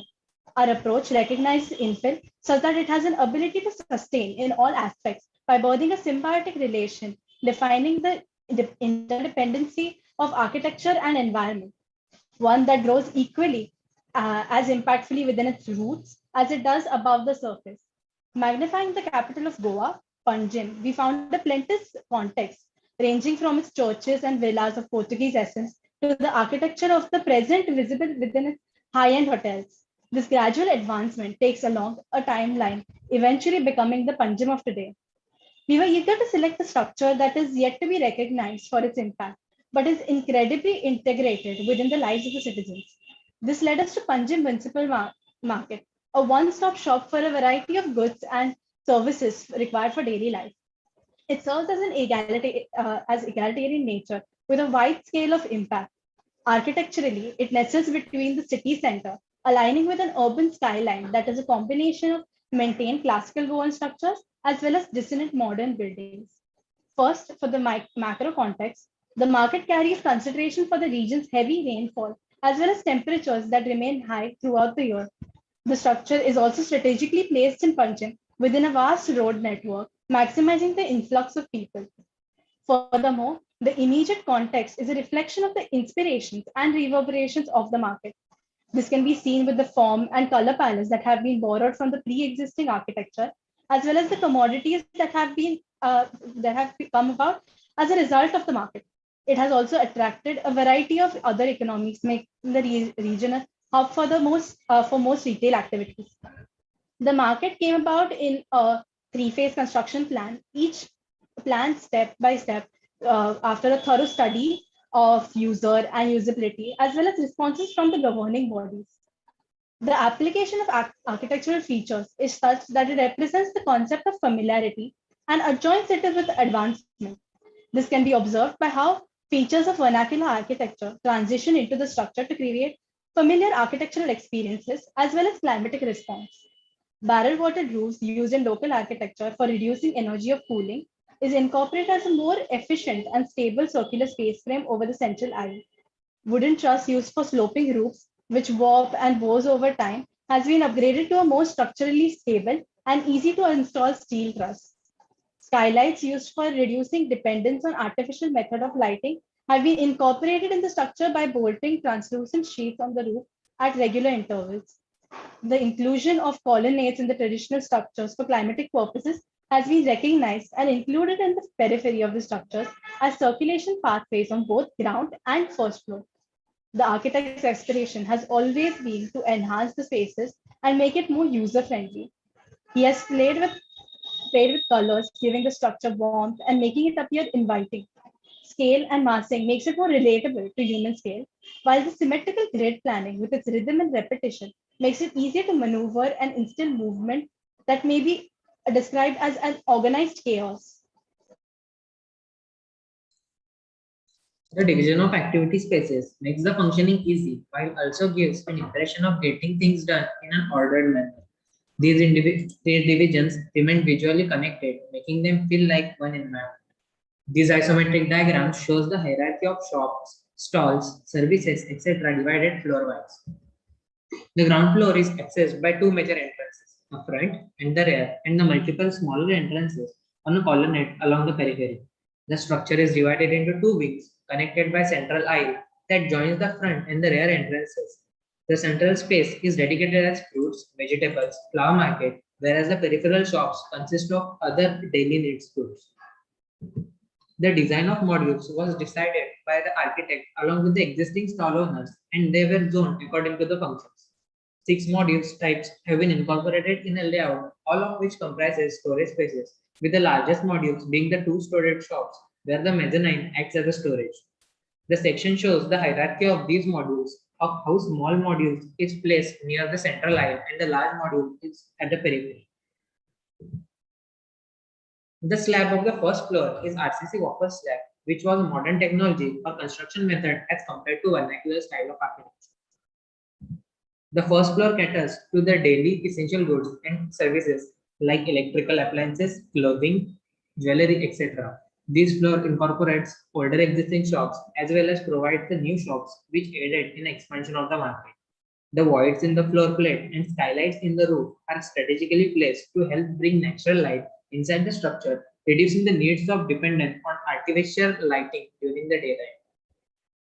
Fenestrations on the elevation were treated with emblematic white border, typical to Goa. The proportion of openings were increased by 1.5 times by their original size to create an optical illusion, since reference to window or door induced in a feeling of relatable scale, that of the low-rise building.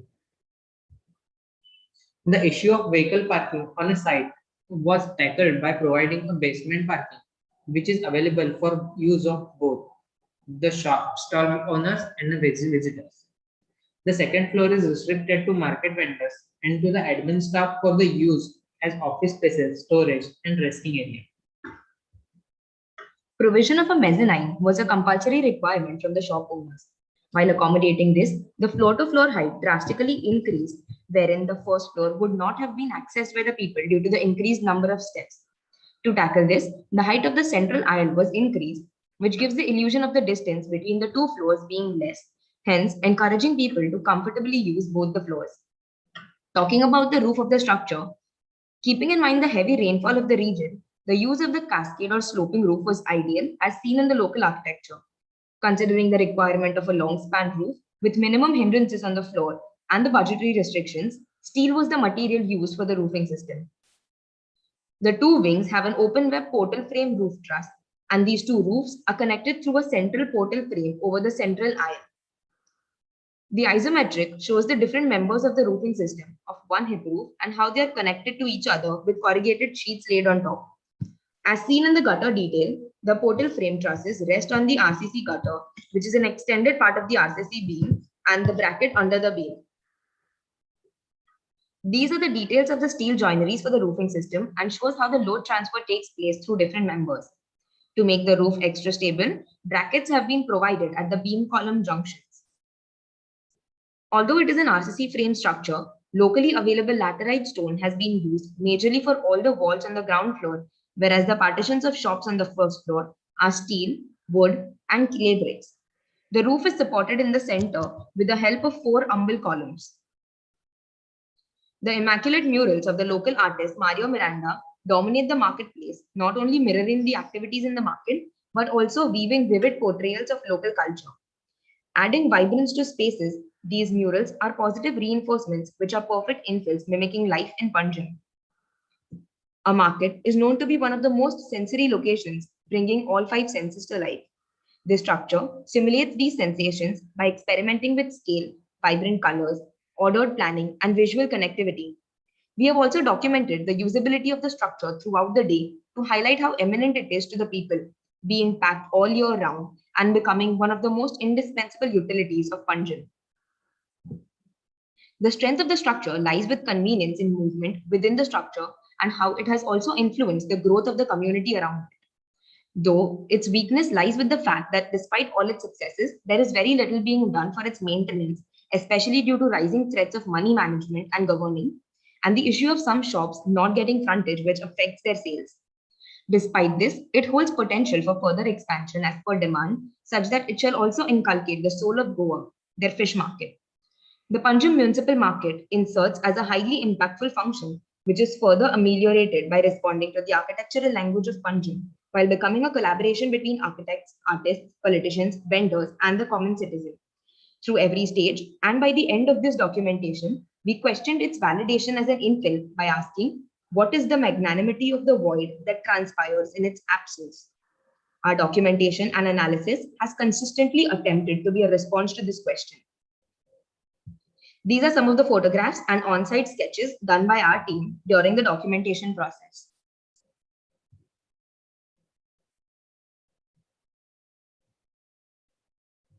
Thank you.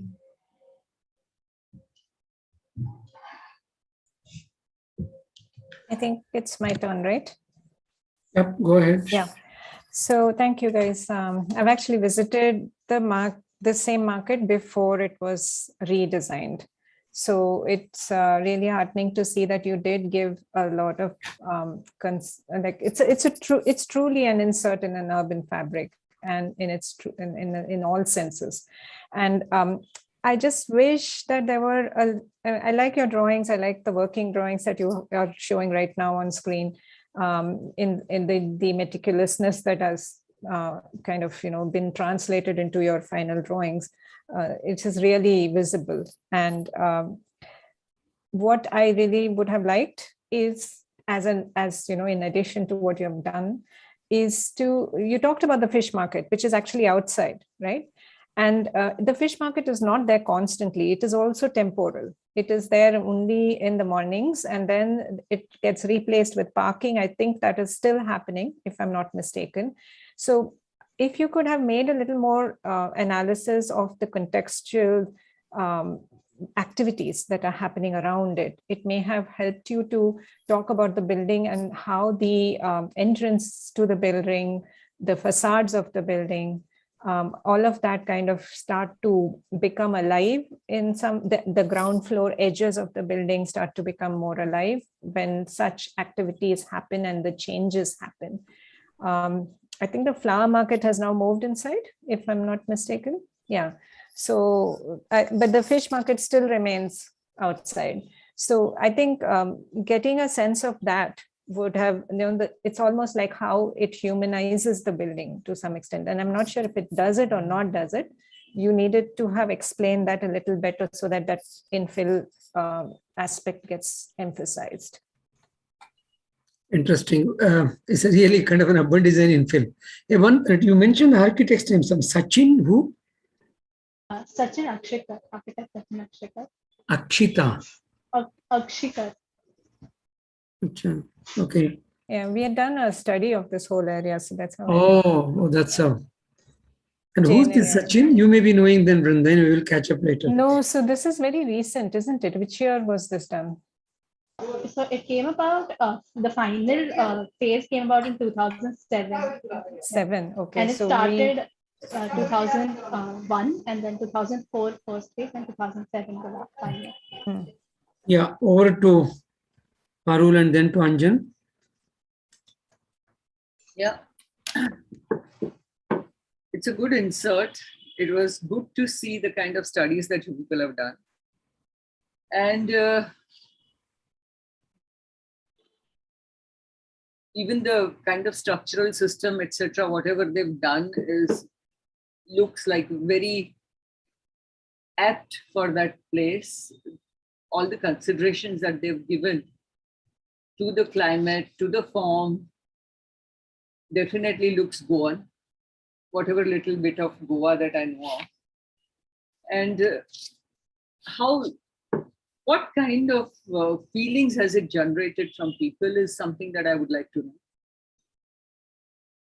How are people who are inside, who are using them, who have the shops and people who come to buy things? So have you people been there? Right? You have. So what is your feeling about going around the whole place? How easy is it to go into the parking place and go up? Since you have so many courts inside, I'm sure it's the connections are there. The light infiltration seems to be good. But at one level, I felt that there were so many shops and so many streets around that at first floor level. How does that work out is something that I'd like to know more about. Ma'am, so when firstly about the experience, when we visited the site, on the front face, we couldn't exactly recognize as well because it is not a general market that you come about. But when you go inside, actually the way we said it, there's like an organized chaos because although there are so many other senses that it is alivening in you, when you move around, it is a clear indication as to the lanes that you go into and how they disperse further, branching into each system. And like you said, on the first floor, there was a lot of crowding of the structure. And we also mentioned within our thread that we sort of do, that we do acknowledge that some of the shops do not get frontage. And because of that, they may have may experience low sales. And these shops are usually taken up by tailoring or such activities, where people would come only for who would sort them out and come to them. So that is also something that we had recognized within this course as one of its weaknesses. Okay. So I have a small little question. First is this place I don't know. So to me, what actually, but this is definitely a major kind of an urban insert.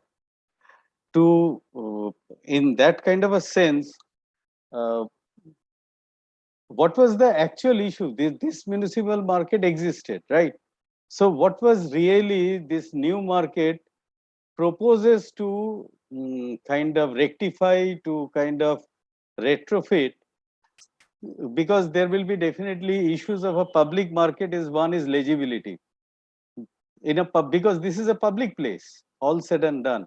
So in a public place, First, how it is connected to the city fabric and where is this access and orientation, the basic movement and circulation, what is the kind of bottlenecks that an urban public place has. Second is, this is quite a large footprint area. So daylighting, ventilation is one important factor. Servicing, how you are really servicing it. So that is important. How you are recycling or handling the waste management system. Because if there are vegetable markets, if it is on the first floor, how does the whole damn system work?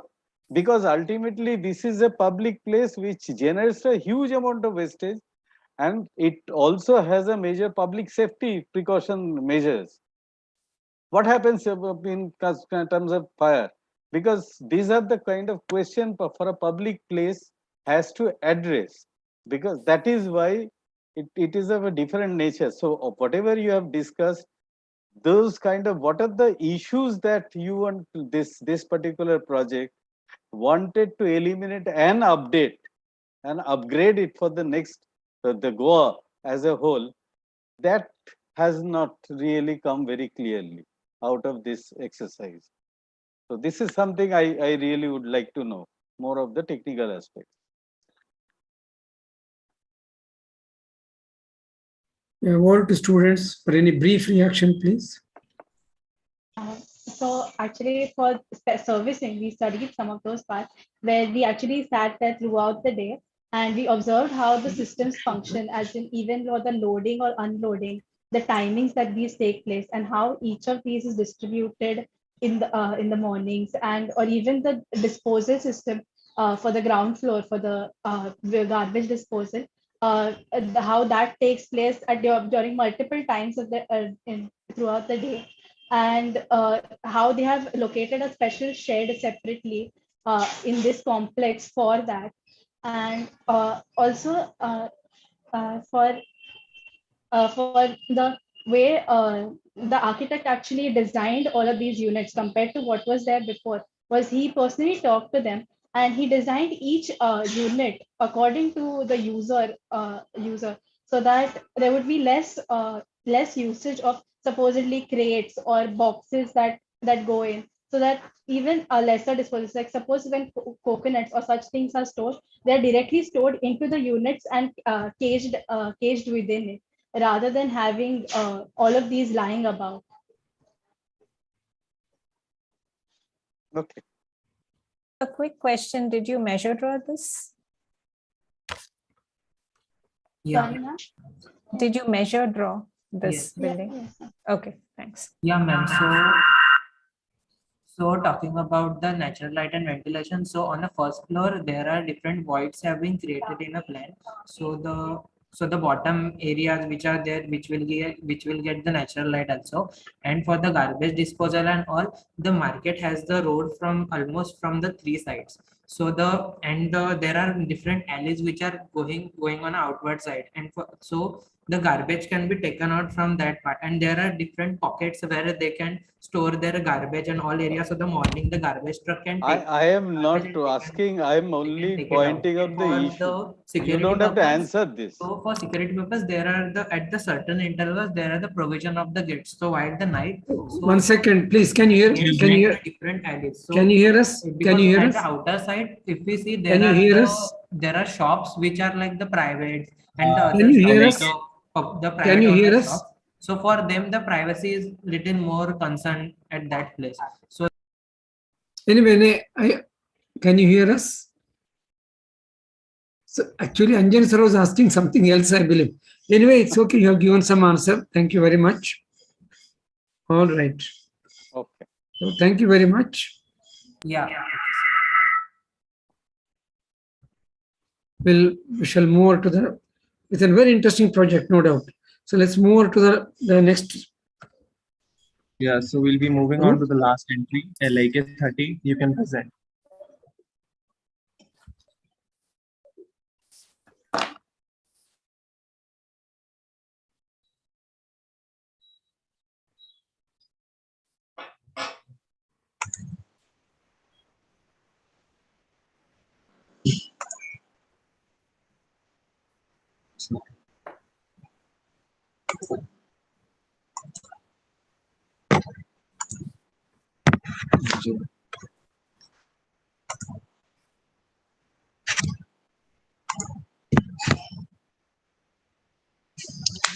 So, good evening, esteemed judges and our fellow participants.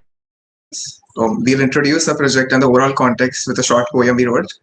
Mystery is my homeland. She held us back with her hand. With glory and beauty, to respect her is our duty. There may be a million countries with their own frolic and fancies, but my home cannot compare to my home, the alma mater. With this illustration, we are trying to depict how the project, which is a school in Jodhpur called Alma Mater, really gives an insight into the cultural backdrop and heritage of the region, and how it fits like a puzzle piece into the larger tapestry of Jodhpur.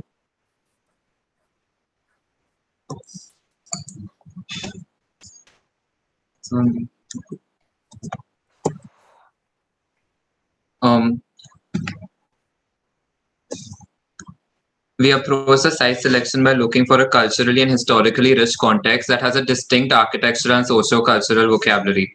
The city of Jodhpur is one such example which is thriving in its rich Marwari heritage. This identity is now in danger due to globalization, which we've represented here symbolically with an hourglass, which depicts that with the passage of time, local architecture is fading to give way to modern notions of design and cityscapes that are seen world over. With further analysis into the context, we found that the changes in the character of the city have been evident over time, as well as seen in the how the local markets have shifted to glass facade malls and streets, which almost look like metropolitans. Similarly, even royal structures exhibited the Marwari style earlier, as in the case of the forts, are now embracing or then embraced trends like the Indo-Saraceni for the newer city palace. With this contextual analysis, we understood the need to preserve the rich historical situation of the city while appropriately adapting to the changing times. The Alma Mater School is an example of how this contemporarization is possible. Its architects at Hunarshal as well as the founders of school whom explained to us that since the conceptual stage, it has been truly a collaborative process with the architects, even holding workshops to involve the users designing as they develop the understanding of context and needs for the clients in order to produce a contextually sensitive intervention which fits with the need of the time.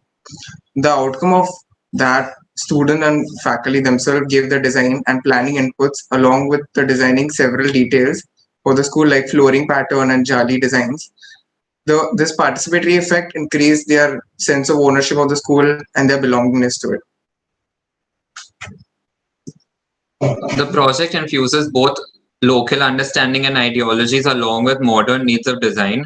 The overall form displays elements that have been inspired by the surrounding regions of Rajasthan, thus incorporating the rich regional essence of the historical kingdoms of Marwar, Mewar, Dhundar, and Hadoti, resulting in closely packed clusters which are reminiscent of the streetscape of the arid region.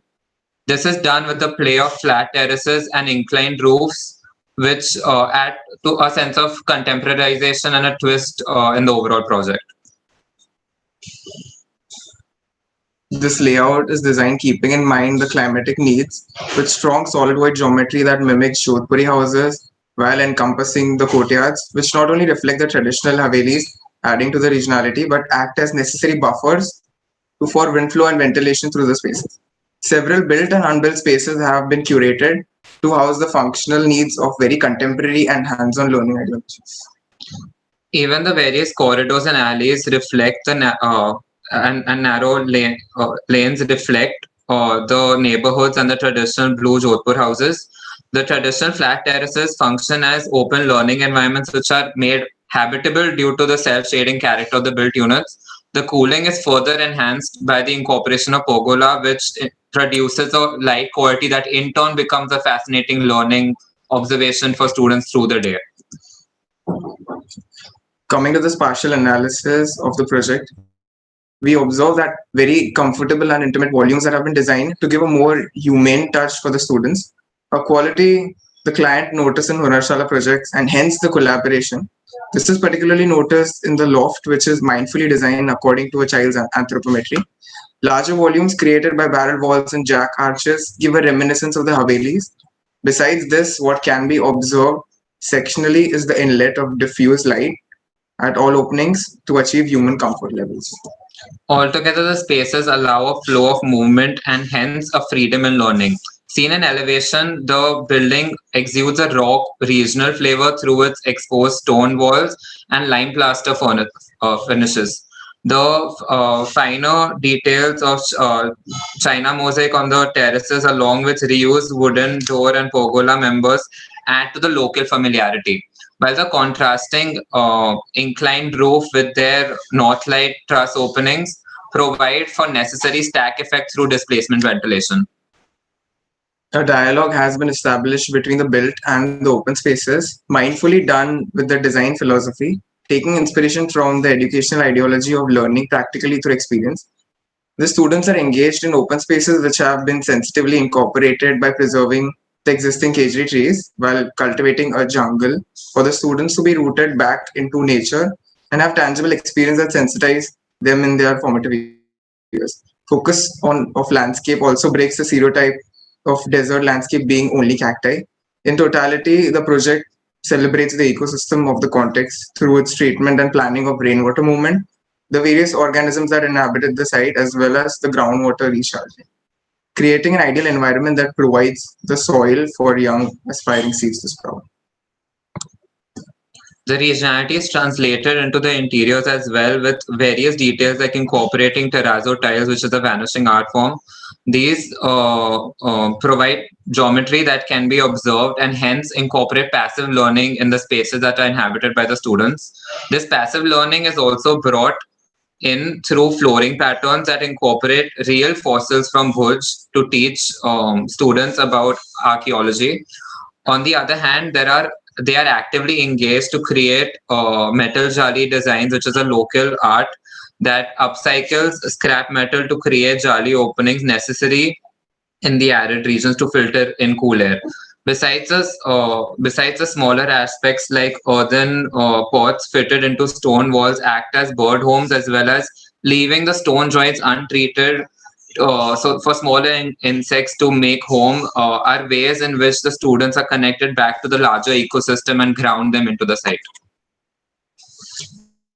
The loft is a space that contributes the imageability of the project and also sums up the design philosophy with human scale that takes care of the user sensibility and functional needs, along with innovative cooling techniques of sandwich roof that specifically designed for the project. The inclined roof decrease the surface area that is exposed to sunlight over the traditional flat terraces in that region. Further, new technologies of upcycling wooden members of abandoned ships as flooring and roofing members that do not require additional treatment due to their water resistance after their life at the sea, along with new construction techniques, traditional ideas for jarocas for shading, as well as tomato glass seen in the forts that adds color in meaningful ways to the spaces while providing cultural continuity. These elements form a balance between the new innovative and local familiar. The overall construction is molded by learning from the local wisdom and knowledge of craftsmanship that brings the necessary regional lessons into the project. Through the axonometric, we've illustrated the various layers of the roof that consist of reused wooden member, as mentioned, north light trussing system, and corrugated CGI sheet to form the sandwich roof system. Various Indian structural systems like the shallow dome, barrel vaulting, and filler slabs have been experimented and incorporated into the design, which help cool the building and its interiors and display the rich variety of construction and understanding that India as a whole has to offer. These are some of the technical drawings that display the construction and working of the shallow dome and vaulting, all incorporating earth bricks made on site. Even the foundation system is made of some local sandstone. The architects also did an in-depth research into the market of Jodhpur, which is known for collecting wooden elements such as these from local abandoned havelis that have been. Complete this presentation fast. Yeah, that a few more slides. wooden elements that which have been procured from local abandoned avelis that have been intricately carved decades ago, and these are incorporated as door window openings, posts for pergola, and even fascia detail which depict the local Merlon pattern. The intricacy of craftsmanship highlight the traditional uniqueness of Jodhpur to the students. This way, a rich historical reference is repurposed and preserved in the site, adding to the overall value of the intervention. Alma Mater represents not only the local or regional context, but India as a whole, with reference and construction techniques that have been adapted from various regions and states. It gives true meaning to idea of looking to context as creativity. It rises to not only represent the context at a national scale, but even at a global one, with the collaborative with MIT for design of the sandwich roof. Thus, it illustrates how we can positively embrace globalization to keep up with current times while maintaining regionalism. Hence, here we have sort of shown how the entire country and how it's truly a collaborative effort to bring all these skills together for the project. Further Please looking do into a the conclusion. It's already been 10 minutes, so please do a conclusion. Yeah. Further looking into the climatic analysis of the built environment, the diverse material palette of stones and earth bricks reduces the heat of as wind flows from the exteriors to the interiors. Further, the air is cooled by incorporating multiple horizontal overhangs at openings to funnel cooler air inward while blocking the dust and sandstorms. The north light truss adds diffuse light into the loft while aiding displacement ventilation. The inclined roofs account for the increased rainfall in the past decades, while the flat terraces treated with China mosaic reflect the sunlight. The sandwich roof traps the heat in the air gap while consciously designed to produce maximum effort with temperatures falling from 42 to 32 degrees with just these passive cooling techniques and local materiality. Comparing the elevation to streetscape of Jodhpur, how many more sheets you have? The second last. One more after this will be done. Yeah. Just be a little brief. Comparing the Jura has to leave the meeting. Yeah. Comparing the elevation to the streetscape of Jodhpur, the intervention when juxtaposed maintain the ground plus 2 height, traditional understanding of local architecture, which modern aspirations ignored. Several spaces highlighted offer a reminiscence to the old city of Jodhpur, whether it's the strong geometry, humble scale, narrow alleys between the closed space clusters or projecting jharokas, all create a contemporary image of what Jodhpur could be today. Thus, the project creates an impetus of how our culturally rich cities can be appropriately adapted to maintain the unique regional identity. Finally, we've tracked the various details and construction techniques that map out a rich history, from the fossils that are way back from the 9th century, vaulting originally from the Buddhist caves, Marwari style of the 13th century, procured wooden details from the 15th century, to newer local traditions of fuller slab and scrap metal jali established in the last century, while looking into the future with ideas such as the sandwich roof. Thus, much like Khan's architecture, the project sets an example of how to not only how to root the project into the context and how it can be weaved into the past and the future of the city by appropriate adaptations to embody timelessness that represents Jodhpur. Yeah, thank you. That has been our documentation. Can I go first? Yes. Yeah. Yes, of course. Okay. Have you documented the local traditional techniques of construction? I didn't see that. So as we but total construction techniques, not this. I'm talking about how you build the wall, how you build the slabs, how you do that. So there are several videos as well which are You don't have to answer that. Just listen to that. See, there is local stone available. Why do you have to go in for? Have you questioned why do you have to go in for jacquard flooring? Which is another kind of skill which is not available there, and you have to train people to do that. And why inclined roof again? Because you have the local stones and you have local technologies of insulation, which definitely brings down the temperature by 10 degrees or even more. And to that, if you adapt the cooling techniques, it makes a lot of difference. So have you compared the two, or you're just feeding us whatever you have learned from the architects or the school people? So although this was told to us by the architects themselves, but the study they carried out about the temperature gains between flat terraces and what an inclined roof would do is that the inclined roof significantly reduces the amount of heat gain, which we also question that since it is locally practiced, and why the switch to an inclined roof system. So along with that reason also to add to some amount of like protection against rainwater, since the rainfall has been increasing through the years. So those are two of the major reasons for which the sort of contemporarization of the roofing has been done. Which will also increase the heat in the area, the metal roof. Excuse me, what? Sorry, the metal roof will also increase the heat in that area. Yeah. So for that specifically, as that is also one of the things we ask the architects. Listen to me. When people just go on to building more and more inclined metal roofs, the overall temperature will go up. Okay. Right. You need to question all this, and you need to go and study, or even enough information is available on what is the local material and what are the local techniques developed. Okay, that's it. Thank you. All right. Thank you. Brenda? Yeah, I don't have too much to add. I think I just had one small question.